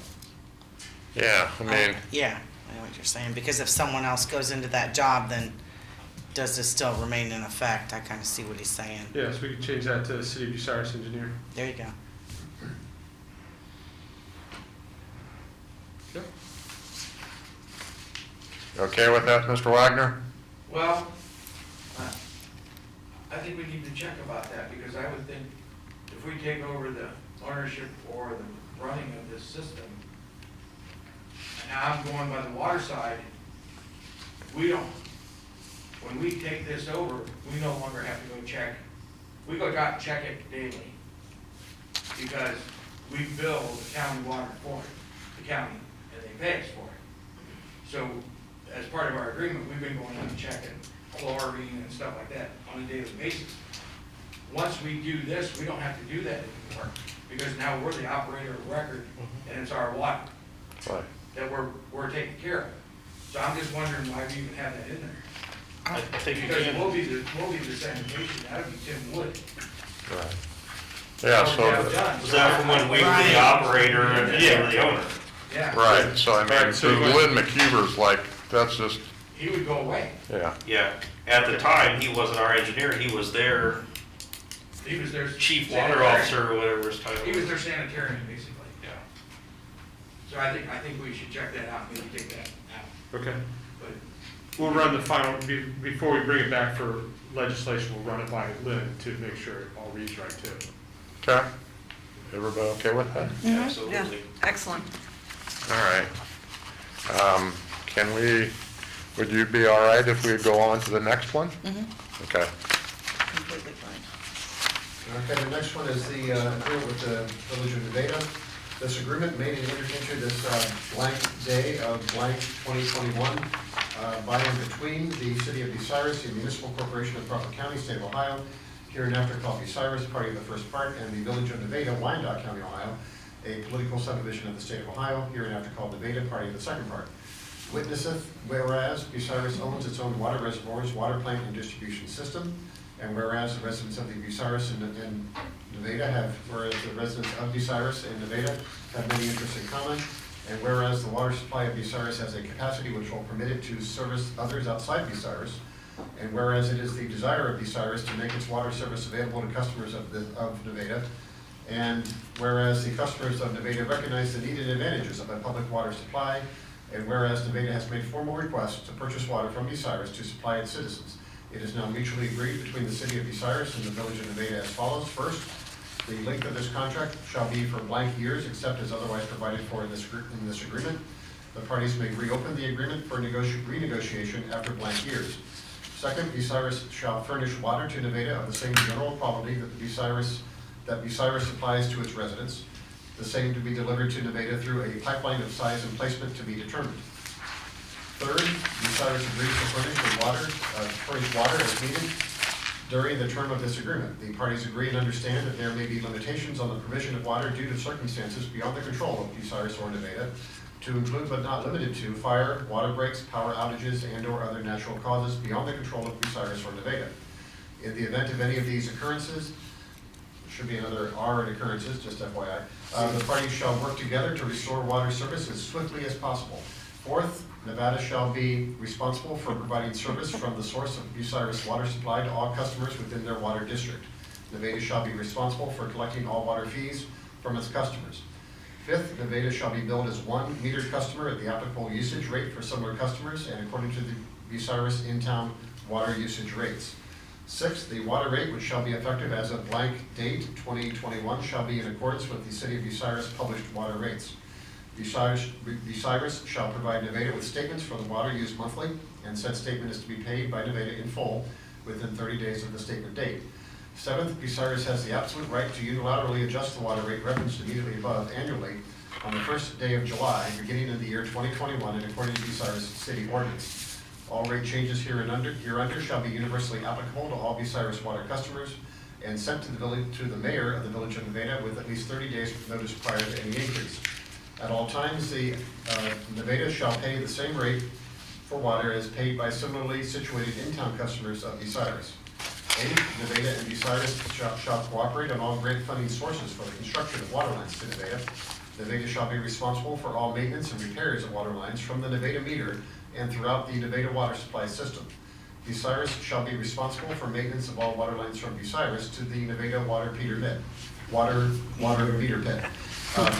will maintain and be responsible for items within the meter pit, including the flow monitor, backflow devices, and any other equipment in the pit.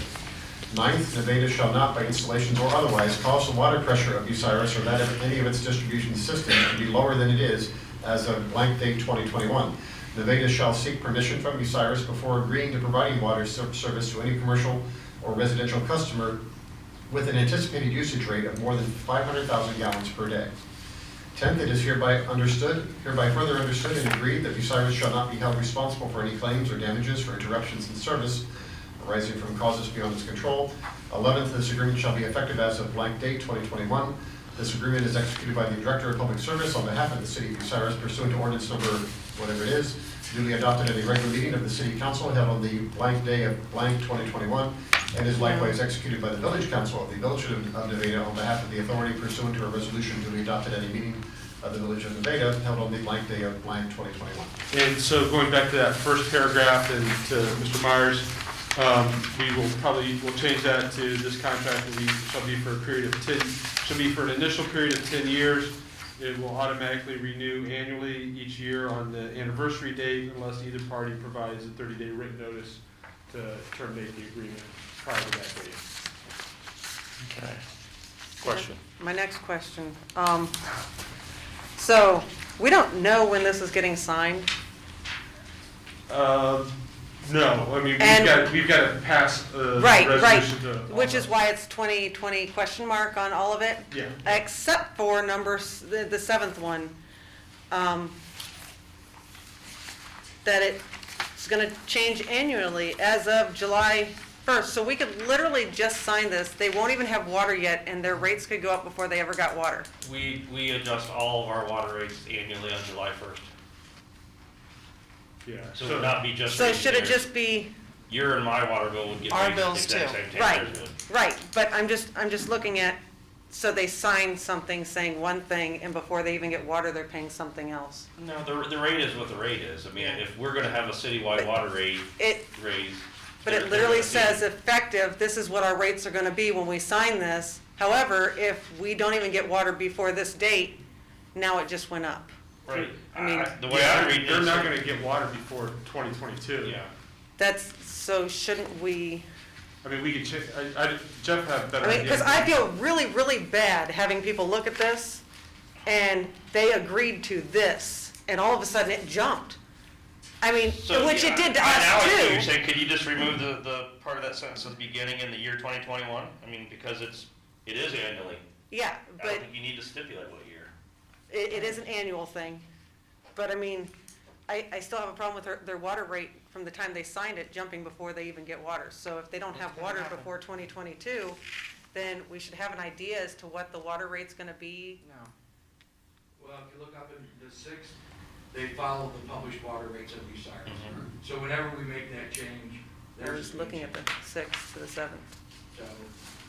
So, we don't automatically raise it every year. Right.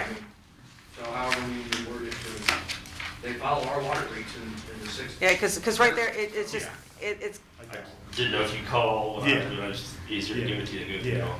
No, it's fine. it just gets kind of murky, like, well, you just had to sign this thing that said, and you jumped at this much, like, I could have understood this much, but that was huge, and I mean, some of the water jumps that we've had have been like that. So I didn't know how we could do it where it doesn't look quite as shady before they ever get water. It's Rob, could you just eliminate the date out of that and just say it'll follow the. Yeah, to follow our water rate Water increases rate. every year, annually on this date, I mean, but to that point though, it's shadier. Yeah, because then you're not even giving them warning that it Right. could change every year. Yeah, it's shadier if we took the 2021 out. Yeah, and I think, well, Rob, in 7, you have that. We give them a 30-day notice. That begins on, that's what we were just talking Right. about.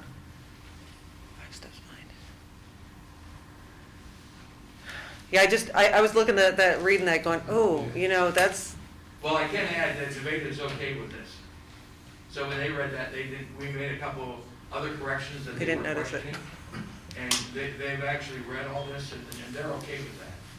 So I don't know if that. I think I guess that means, yeah, as long as they're They know okay, it's gonna as long happen. as they're okay with it and they're, Yeah. I mean, in full comprehension that, But I do think that the phrase, the beginning in the year 2021, that should probably come out. yeah, Because then okay, it just because, says. yeah, right there, it's just, It goes up annually every year on July 1st, and we'll give you at least 30 days notice. right. And- So as of the signing of this, it was this rate. Yeah. And if it, I don't know, it just seemed kind of like smacking somebody aside the head Yeah, without them I'll- realizing it. I'll take that phrase out because I do think that, and it is probably going to be 22 before the. water That starts was flowing. that was my thing. I'm looking at the 2021 there and I'm like, they're not even gonna Well, have water before. And I think when I wrote this, it might have been 20. Well, Still. all the different It should have been. Yeah. all the different funding that's involved in this project, as time went on and we kept adding projects to Mr. McKeever, there was some issues that he didn't want to move forward until this agreement was in place. Right. And there would have had to have been drawings in by March, and they moved it up from the end of March to the beginning of March. And there was no way he was gonna get it done to have it in place for that funding. But there's other funding coming in the fall that will help fund for both Further. us and Nevada. And then we'll be ready in March to turn it in February. We'll be ahead. So it won't happen till 22, Yeah. probably. So to they award all that funding, it could be late in 22, Yeah. even into 23 before we That's actually build it. what I figured. There's 3 or 4 funds that they all do different grants at different times. So as you get each one, that will Now, help us. now you see why that threw me reading this, knowing how long these things actually take. And these would both be non-emergency resolution requests, so. Okay, so we don't have to pass this right now to get it in. Well, Yeah. the sewer one is, the sewer district one's a little more. I was gonna say, I thought they were like, Expedient, they are chomping at the bit for it, but, you know, we waited this long. Well, if we make those few changes and have it at the next council meeting. Yeah, I mean, I say, that's what I was saying, should we say, the changes will be put in the this in draft with- legislation that you guys give in response to your put this legislation in to the full meeting Yeah. with changes as an emergency? I mean, because you're saying that the one definitely needs to be moving faster. The sewer one's much more important. Yeah. Immediately important, yes, yeah. So we can, we'll make the changes as part of the, so your legislation request will be as edited. here. Yeah. So do I need a motion to make that as an emergency right I this can minute? make you a motion. I'll second that. All in favor, say aye. Aye. Okay, motion passed. And that was just for the county system. That was the Correct. county one. For the Nevada one, are we requesting non-emergency draft Yes. legislation, or are we waiting to see it re-edited? As far as I know, you have plenty of time. But the thing to keep in mind though is Nevada only meets once a month. So if we have, even if we do first reading next time, that'll give them time at their once a month to see what we've approved and approve it and then bring it at their next meeting. So they wouldn't do it, this is February, so they'll meet in March, they'll look at what we've done, and then they would approve it in April, which would be about the same time if we do 3 readings that we would do it. Or, There's 2 in March and the first one in April. I'm like, when is their meeting in March? Is Their it meeting before or is the after ours? first Thursday of the month. Is there any reason not to have it as an emergency? I think the only reason would be because it doesn't need to be, but it can be. I think we're doing the. Well, I mean, Because that way we've got everything ready for them and, Yeah, it just is reassuring to them. I mean, I'm fine with that. And I think it's reassuring to the engineer. I could make that as an emergency as well, all right, I'll that second motion, as changed. that. Yeah. all right. And so I take it that will be with your approval as Yeah, well? that's fine. Okay. All in favor? Motion passes as an emergency. All in favor? Aye. Okay. This was very informative to be able to read it and, go through it. That was my personal thing. I'm going to be a spoil sport, but I think we really need to go through this open projects list. I asked Todd to make sure, please make sure you get a list to everybody. And so we're going to turn to the open projects list. We have a lot of stuff on the list. It's been hanging out there because we've had so many projects with water lines and such, but I think we're getting to the point right now we can start to close stuff out. The first order of business, it says to promote Bucyrus tire, water / sewer line issue with the Economic Development Committee.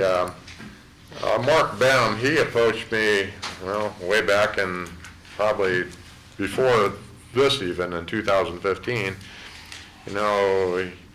He has a business out there on the east side of the tracks on Plymouth Street, or It's got it for sale. Route 98. I know we were talking about, building a water plant out there at that time, and we knew that we were going to be running a sewer line back from the water treatment plant back to the city. But I don't know. I know that he was talking to Jeff at the time, but we just put in a forced sewer line, a 2-inch diameter forced sewer line. It's like a grinder pump. A 4-inch grinder pump? It's 2 or 4 inch. 2-inch. I have to go back and check. So, there's no way really necessarily for him to ever hook into that line. Okay. Can he hook into that? Yeah, he will have to put a force main into his side of the road to get it over to the force main on the south side of the road. So maybe we leave this open until either I contact him or... I can stop out and see him or call him. I said, do we know what the cost would be, or the approximate, Of a sewer tap, I'd have to look in the ordinance. because he would want to know that, and I know he had it up for sale out there. Yeah. Makes it more... But it would make it more desirable if he had. Very, very much more desirable. Yeah. Well, and the other thing is we just opened 9 bids today for the state route 98 water line. So hopefully we award it probably in 2-3 weeks. Somebody will be starting to lay that line. So while they're working on it, it'd be Late March or perfect. April, and then, we'll get letters out to those. I think there's 10 or 12 homes Oh, so then we leave it open. the tracks to Beach Grove. So he'll have the opportunity to tap that, and I do believe that's on his side of the road. Yeah. Oh, my. Oh. That's even better. That'll be both, he'll have accessibility to both. Okay, then we're going to leave that one open then. And the redundant water line to be built along Plymouth Street, so can we close that? I would think since they redid this. Being that we've already approved the water line along Route 98? I think that's all on the same. That all goes project. kind of That's just the together. notes of what's happening That on all that goes project. together because it's linked. They had to do this to get to there anyway. Which is awesome. So you're saying I can or I can't? You Just can't. that's all You can't one, take so you away the just go down to minutes. that one. All right, okay. All right, landfill rates. We, I don't know, that was kind of, I don't know, we never really did hear anything. I mean, they held the line, I guess, on landfill rates from 2015. Well, they've went up since then. I was gonna say, yeah. So it's really out of our control. I think that's. So we All right, take that one off? let's go ahead and close that. Yes. Yeah, it says here, landlord, tenant water deposits. I don't even want to talk about that one, I'll just move on. For the time being, I need to talk to Rob about that. Mr. Trooper, Yes, not that I want to bring this up, Yeah. Yes, you do. but I said I would, and you can take it and talk to Rob if you'd like. I did have one of the landlords in town ask me about getting charged the minimum when no one's living there. Because by ordinance, it is. And it's really a pain when that's closed down.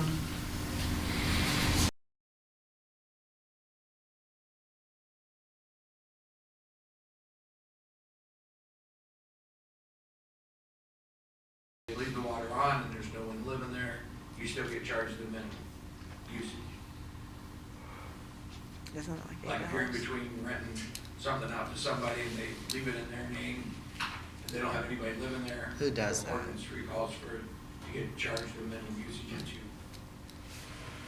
And I said, well, I'll bring it up to, council and I'll leave that up to What do you. we Aren't you gonna get charged the minimum anyway? Yeah, You can find a bill it and have it shut off. Right, but if you got less than one. Then you have to pay a reconnect fee, right? yeah.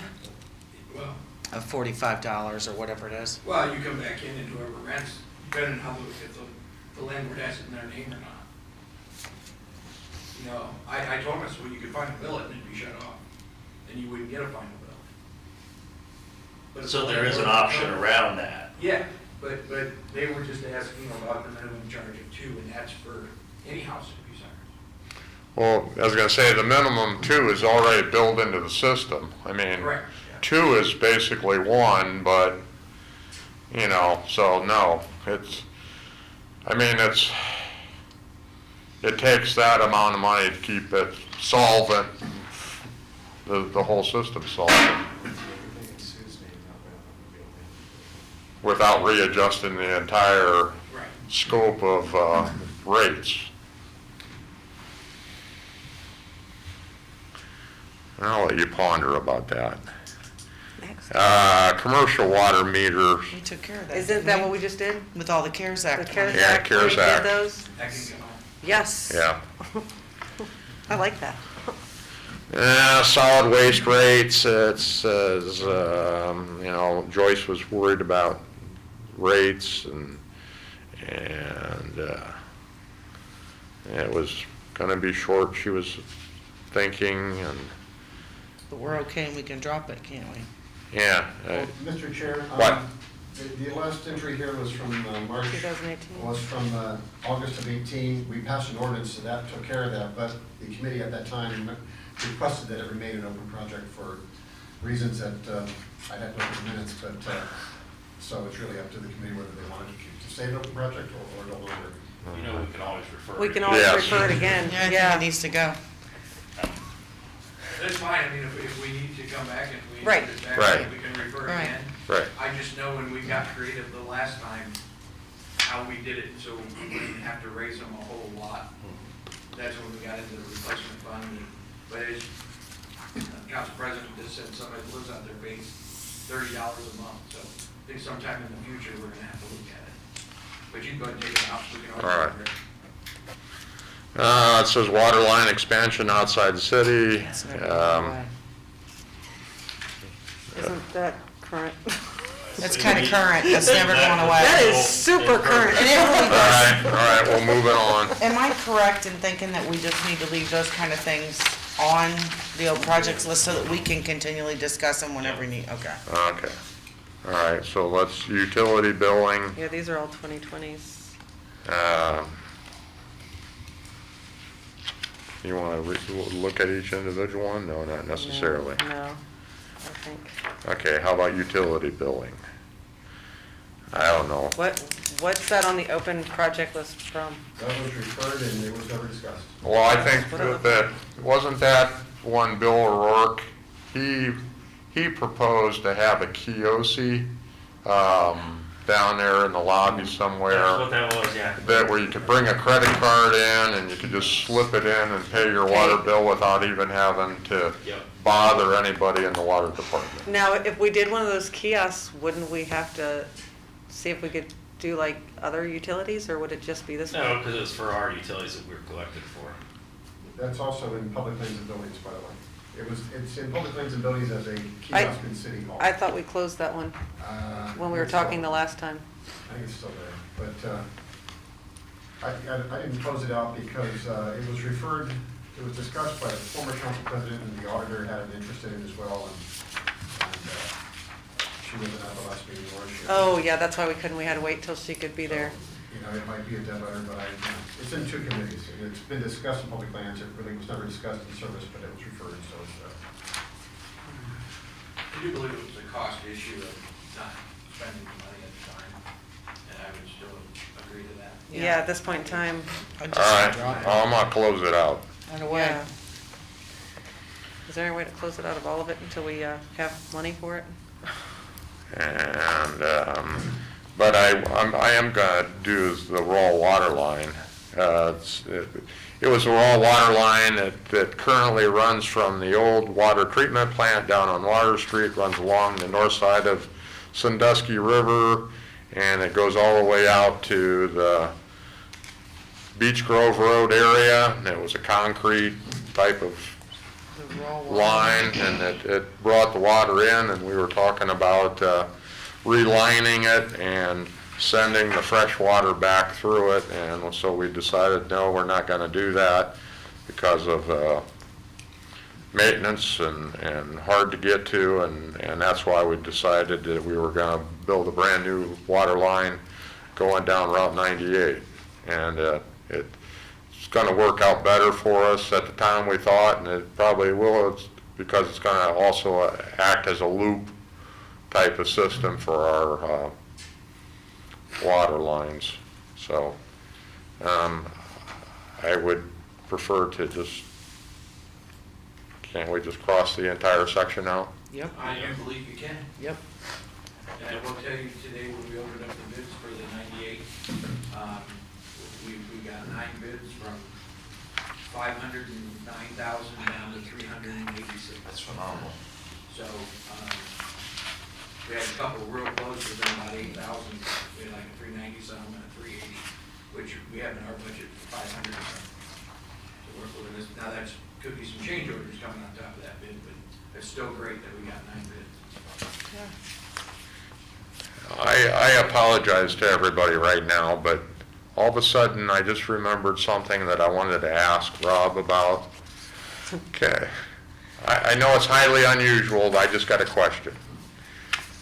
When we run the water line to Nevada, they don't have a problem with us letting customers add onto the water lines prior to getting to Nevada. Those will be our customers. Those will be our customers, okay. Then they take over from that meter pit right inside Nevada to all their Everything before customers, that's that's us. them. Okay, and so they have the right to expand their water service beyond their city limits then too? Yeah, as long as they don't use 500,000 gallons a day Yeah. or more. Yeah. Okay, all right, okay. Sorry, A lot of customers on that one too, by the way. I just, Let's hope. okay. Yes. Just about everybody along. Yes, I've talked to several people and they're like, please hurry. Oh, good, because we had. We need it. Thank you. Okay, thanks, guys. Next one was a UV system. That was, It's already installed. We bought it. Isn't it? It is here. But it's not done And they're yet. in the middle of getting put in before springtime gets. Right, it's not done yet. So it's a winter project. But we're done with it here. We're done. Correct, you're done with it. That's right. okay, I just want to give you an update that, Oh, thank you. and I will share this, that I hadn't filled anybody in, but we actually had somebody break in when it was stored and actually tried to start a fire. These were marked So I don't know what happened, but we now got padlocks on every door. It's fenced. Where at? It The was wastewater stored in plant? one of our buildings, and they broke in and I can't say the word, but what do they call it, cocktail? Molotov cocktail. That, they threw it up against the side of one of the wood crates. Unreal. Yeah. see, You make somebody mad. No damage. Yeah. Was this inside the fenced-in area? Yeah, They got inside the fenced-in area? yeah. Was the gate shut, or? Well, they think maybe the chain might have been loosened up for somebody to squeeze in between, but if they got it as tight as they can get it, and actually, we're just going to check it, some others are gonna, so. But there was no harm to it,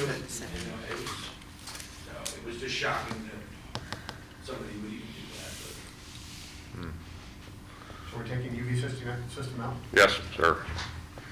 Next one is a water sewer insurance program that we We done recently passed. We passed that as well. Okay, that one's coming out. Airport projects, Mr. Chair, I would recommend, obviously, we passed legislation on this, but this comes up every year. It's a perennial thing. This might be a thing to keep in there. Just a suggestion. So that we have the ability to. Because it's already discuss there. it. I It's agree, we something- didn't have to be referred to. Right. well, okay, but maybe sometime soon we can at least eliminate the lines within the Oh, that's whole- just explaining what's happened so far. Yeah, but, okay.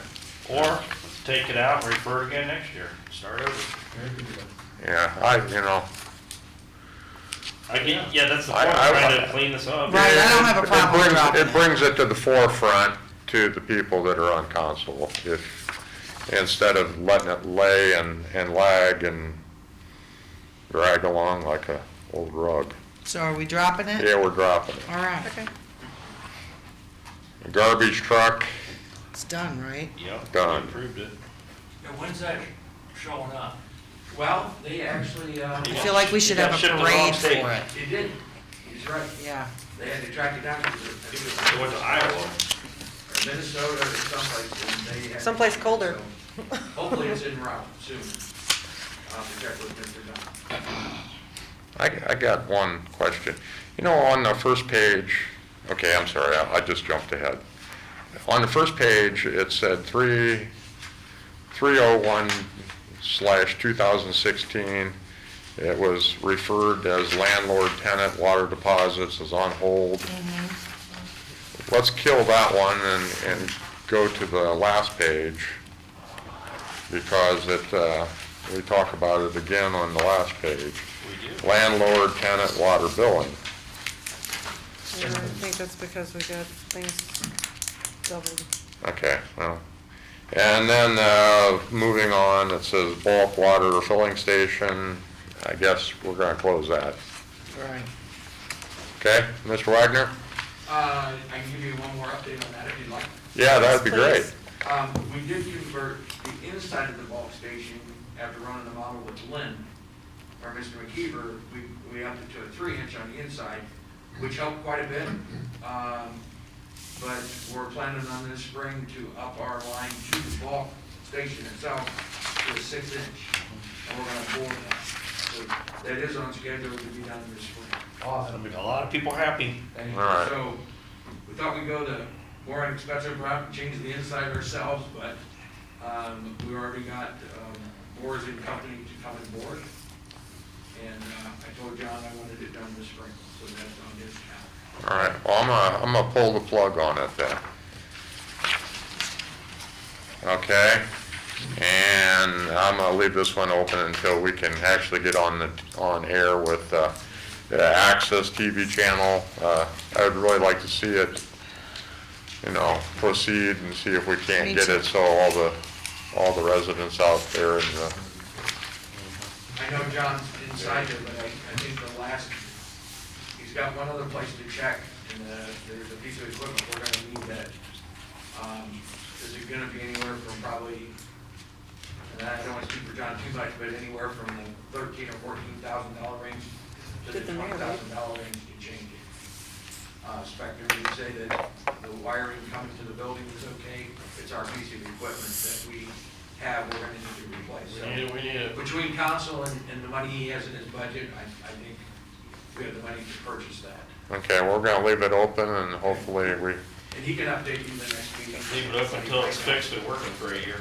right. All right, well, I thank you very much. I'm glad that. 8:23. 8:33. 8:23. 8:23, okay. Well, I'm going to recess at 8:23 then. Hey, I'm not on the Thanks. finance committee. I'll call so- finance at 8:23, and before I ask for approval for minutes, I just will let everybody know Mr. McKeever just sent me several sunset pictures from Florida, so. Yes, yeah, he's just really friendly with that sort of Yep. stuff, isn't he? So, before you have the minutes of our previous meeting from February 4th, I'll entertain a motion to approve. So moved. Motion by Second. Mr. Meehan, second by Mr. Troop. All in favor, say aye. Aye. Opposed, the same. And we'll recess at 8:23 p.m. Is there Oh, any jeez. public participation on any matter we've discussed this evening? Ms. Sherrick? Yes, I mean, because I didn't bring it up in the first public, and then we got so busy in health and safety, which is where I wanted to bring it up. The snow removal has been an issue.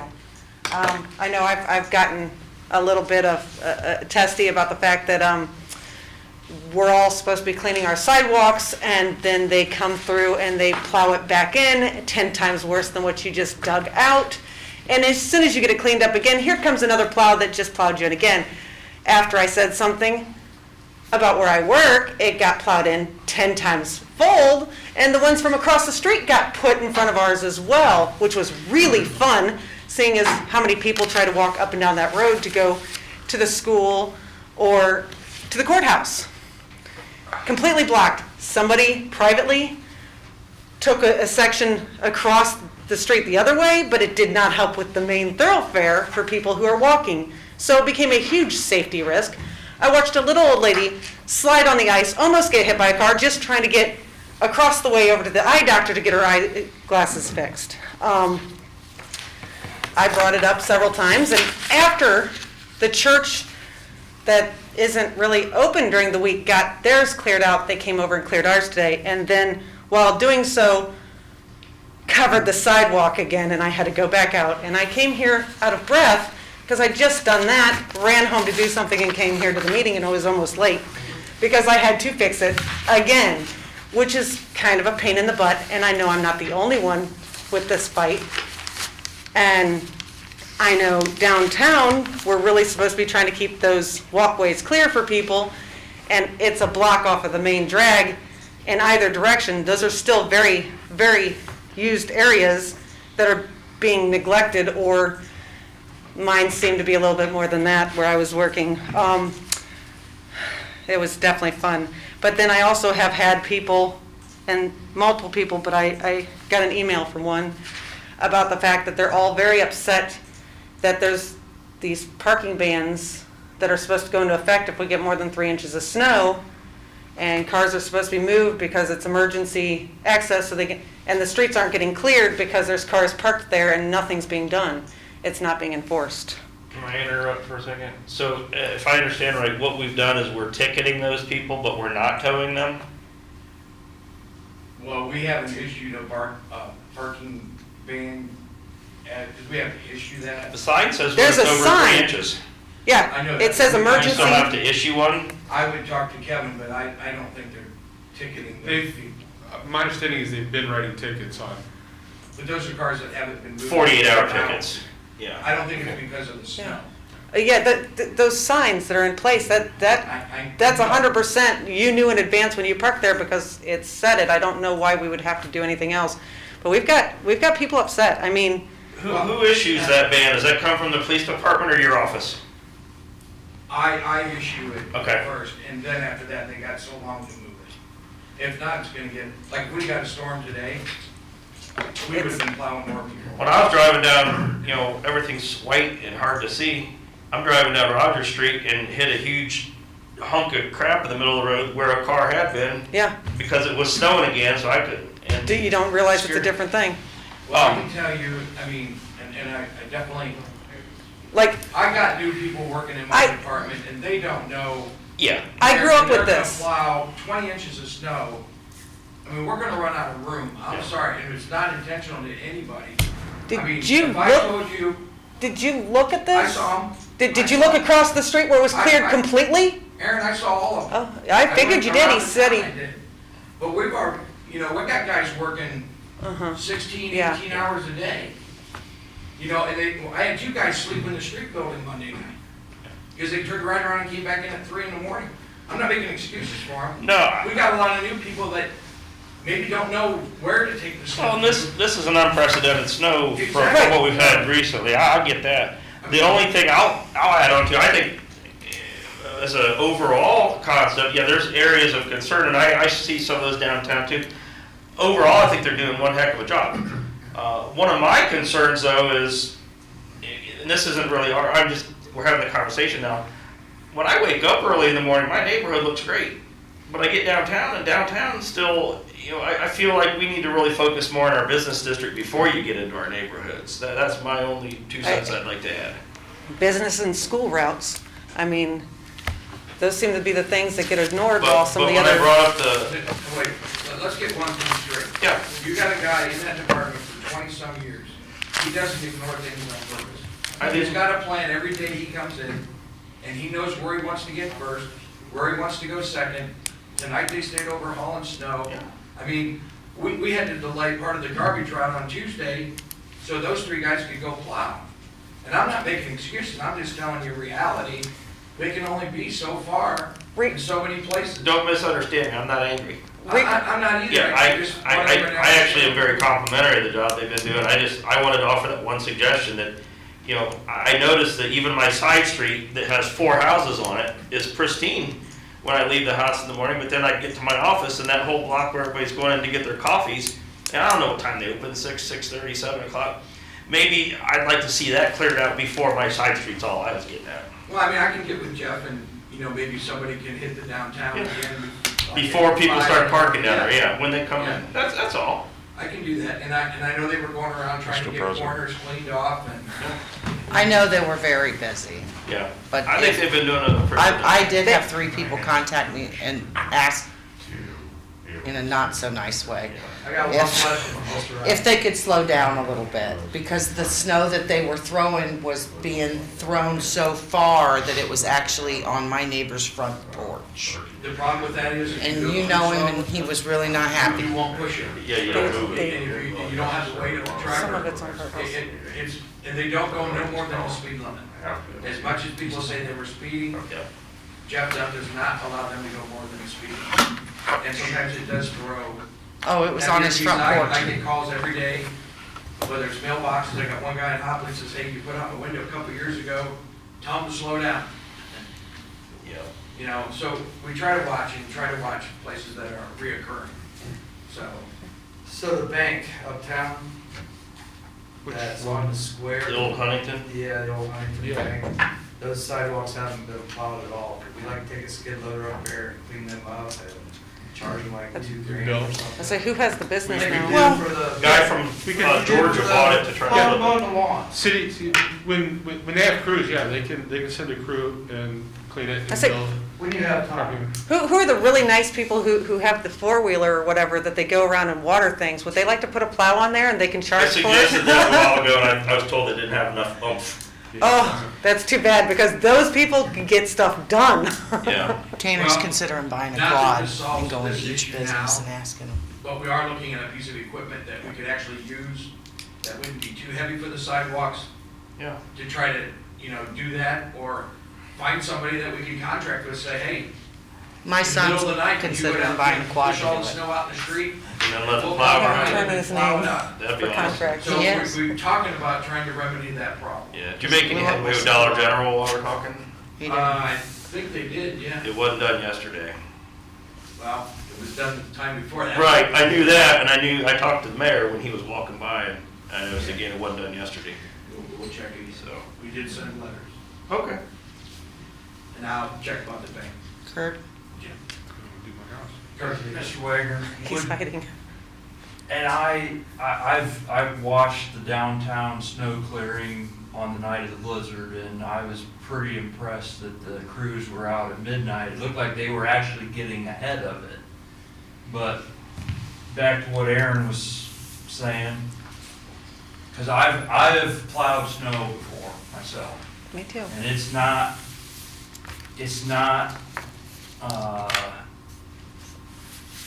what, you know, everybody's like, oh, could this pile have been here, this or there? Would it be possible if some council members wanted to do a ride-along in a plow truck, that they could go and then they could actually see, you know, what it's like to? I don't see why not. And then, I was impressed. I thought the whole cleanup was very good from city workers. I mean, I know that there's always gonna be a pile of snow somewhere, but I don't think they intended to Piling put it at snow the in front of crosswalk. that sidewalk in front of that. Oh, I don't think they did that on purpose, Aaron. Those city workers, they pay no attention to this council meeting, probably. oh, no, it doesn't have to be the council meeting now, does it? Well, Aaron, one of the things I noticed the other day in that area. I actually had an issue with a plow truck a few years ago when I lived on Roger Street because my ex-husband ticked the plow truck driver off, so he cleared Center Street into my driveway. You know, one of And the laughed. reasons they don't push it over to the church is there's a fire hydrant on that corner. I mean, so there's things like that that we don't always consider. But it's just, there's sides to the corner, you don't have to aim straight for the crosswalk, which is where it's safety. That is safety. It doesn't have to be that it's annoying to me that I can't cross it's the fact that that's the crosswalk. We have to clear the crosswalk of anything else, just like keeping the fire extinct. I don't mind having it back and blocking some of the parking as long as people on foot, because, you know, if you're in a car, you're warm. Fine, you can park and you can walk that extra couple of feet, but a lot of people in town use those crosswalks.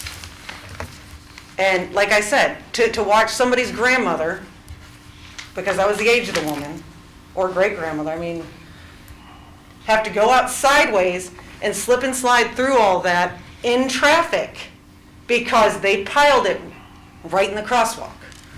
I mean, there's plenty of space on either side where they can pile it in the grass or on the concrete to the side, and you're not in the crosswalk. We're gonna get you a ride-along. I've been in a ride-along, thank you. I've actually plowed. The good news is Mr. Hill says we're done for this winter. No, I got one last thing. No, I mean, we're done with this winter. But I do agree I think the city needs to get some sort of, whether it be a small tractor or something, just drive it down downtown businesses, because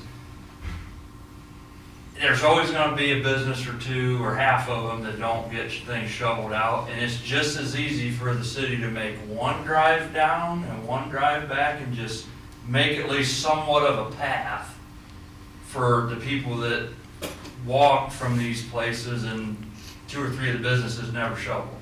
Well, And, I mean, you can try billing 1 or 2 here and there, but by the time you unload that equipment and take it to the ones that didn't do it, you might as well just drove it and done them all. Yeah. It's gonna take the same amount of time. it's cheaper to Well, go that's ahead what and we do it. talked about, something that's maneuverable, even like ones with the track on. Where they can just turn that on a dime, like a zero turn, and you can just push that right out into the parking area at 3 in the morning, and then just come down with the plow truck and take it all to the square if we had to, just to get rid of it. So when I retire, that'll be my new job. Yes, sir. There we go, we found somebody who wants to do Boom it. mower and, Yeah. It could even be volunteer people, that you could get those people that do the flower stuff. That was a volunteer. It gives them something to do.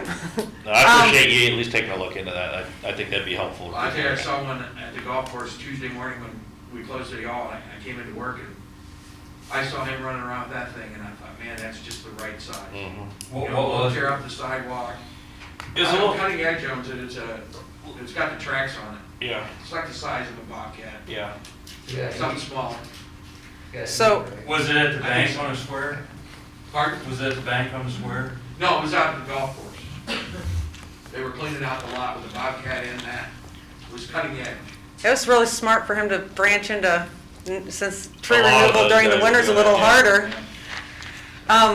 So have we, do we know what we're doing with the parking ban though? I mean, are we gonna Well, start I guess we look enforcing at the that? weather, I mean, you know, Because like, my cousin lives above the office, and her car was parked out on the street, and she was asleep because she works 3rd shift, and I probably spent 30 minutes getting different family members to call her while pounding on her door to wake her up to tell her, hey, that sign says, get your car out of here. Get it out of here, you're gonna get towed. So, you know, she was groggy-eyed when she went to work because her stupid cousin said, hey, there's a sign here, this goes against our rules. And that street was much clearer for that, because there wasn't a car parked there. She moved it into the lot instead. And, I mean, everybody who lives near one of those signs has seen that sign. They know it's there. well, it'd probably be a good idea if we just issued it tomorrow and said, you know, Reminder? move your car. Is that citywide or only where the signs are posted, or how? It's just where the signs are posted. It's where the signs are posted, it's for the emergency. And that was predetermined for certain Yeah, routes in that's certain just areas? an ordinance. Okay. Yeah, depending on certain streets, so. I gotta say, even the alley behind my parents' house was cleaned. Yeah. And I mean, like right now, my parents weren't, and I appreciate that, because they're in their 70s. Yeah. So it's enough for them to plow and shovel just to I've get to the seen garage. cars that have not moved in 3 days. Same here. They still got, how long are these cars allowed to sit on our streets even without the snow? Do we It's have? supposed to be 48 hours. 48 hours, but there was, the way that they used to mark them was declared unconstitutional. But when it's this way, when you can definitely tell There's- with the there's snow. no you way it's not been marked. 48 hours since it snowed that moved, that's the one they were ticketed them last week. I thought they did a great job. Yeah. I did too. I commend all the city workers. Other than, stop throwing the snow that far. Yeah, and my only issue was the crosswalks, and the fact that we literally just talked about that crosswalk and the one across from it, because I'd cleaned it twice. So this time, the one across from it was, I mean, look at it, there was no snow there. They didn't come through and clean, there was no snow there.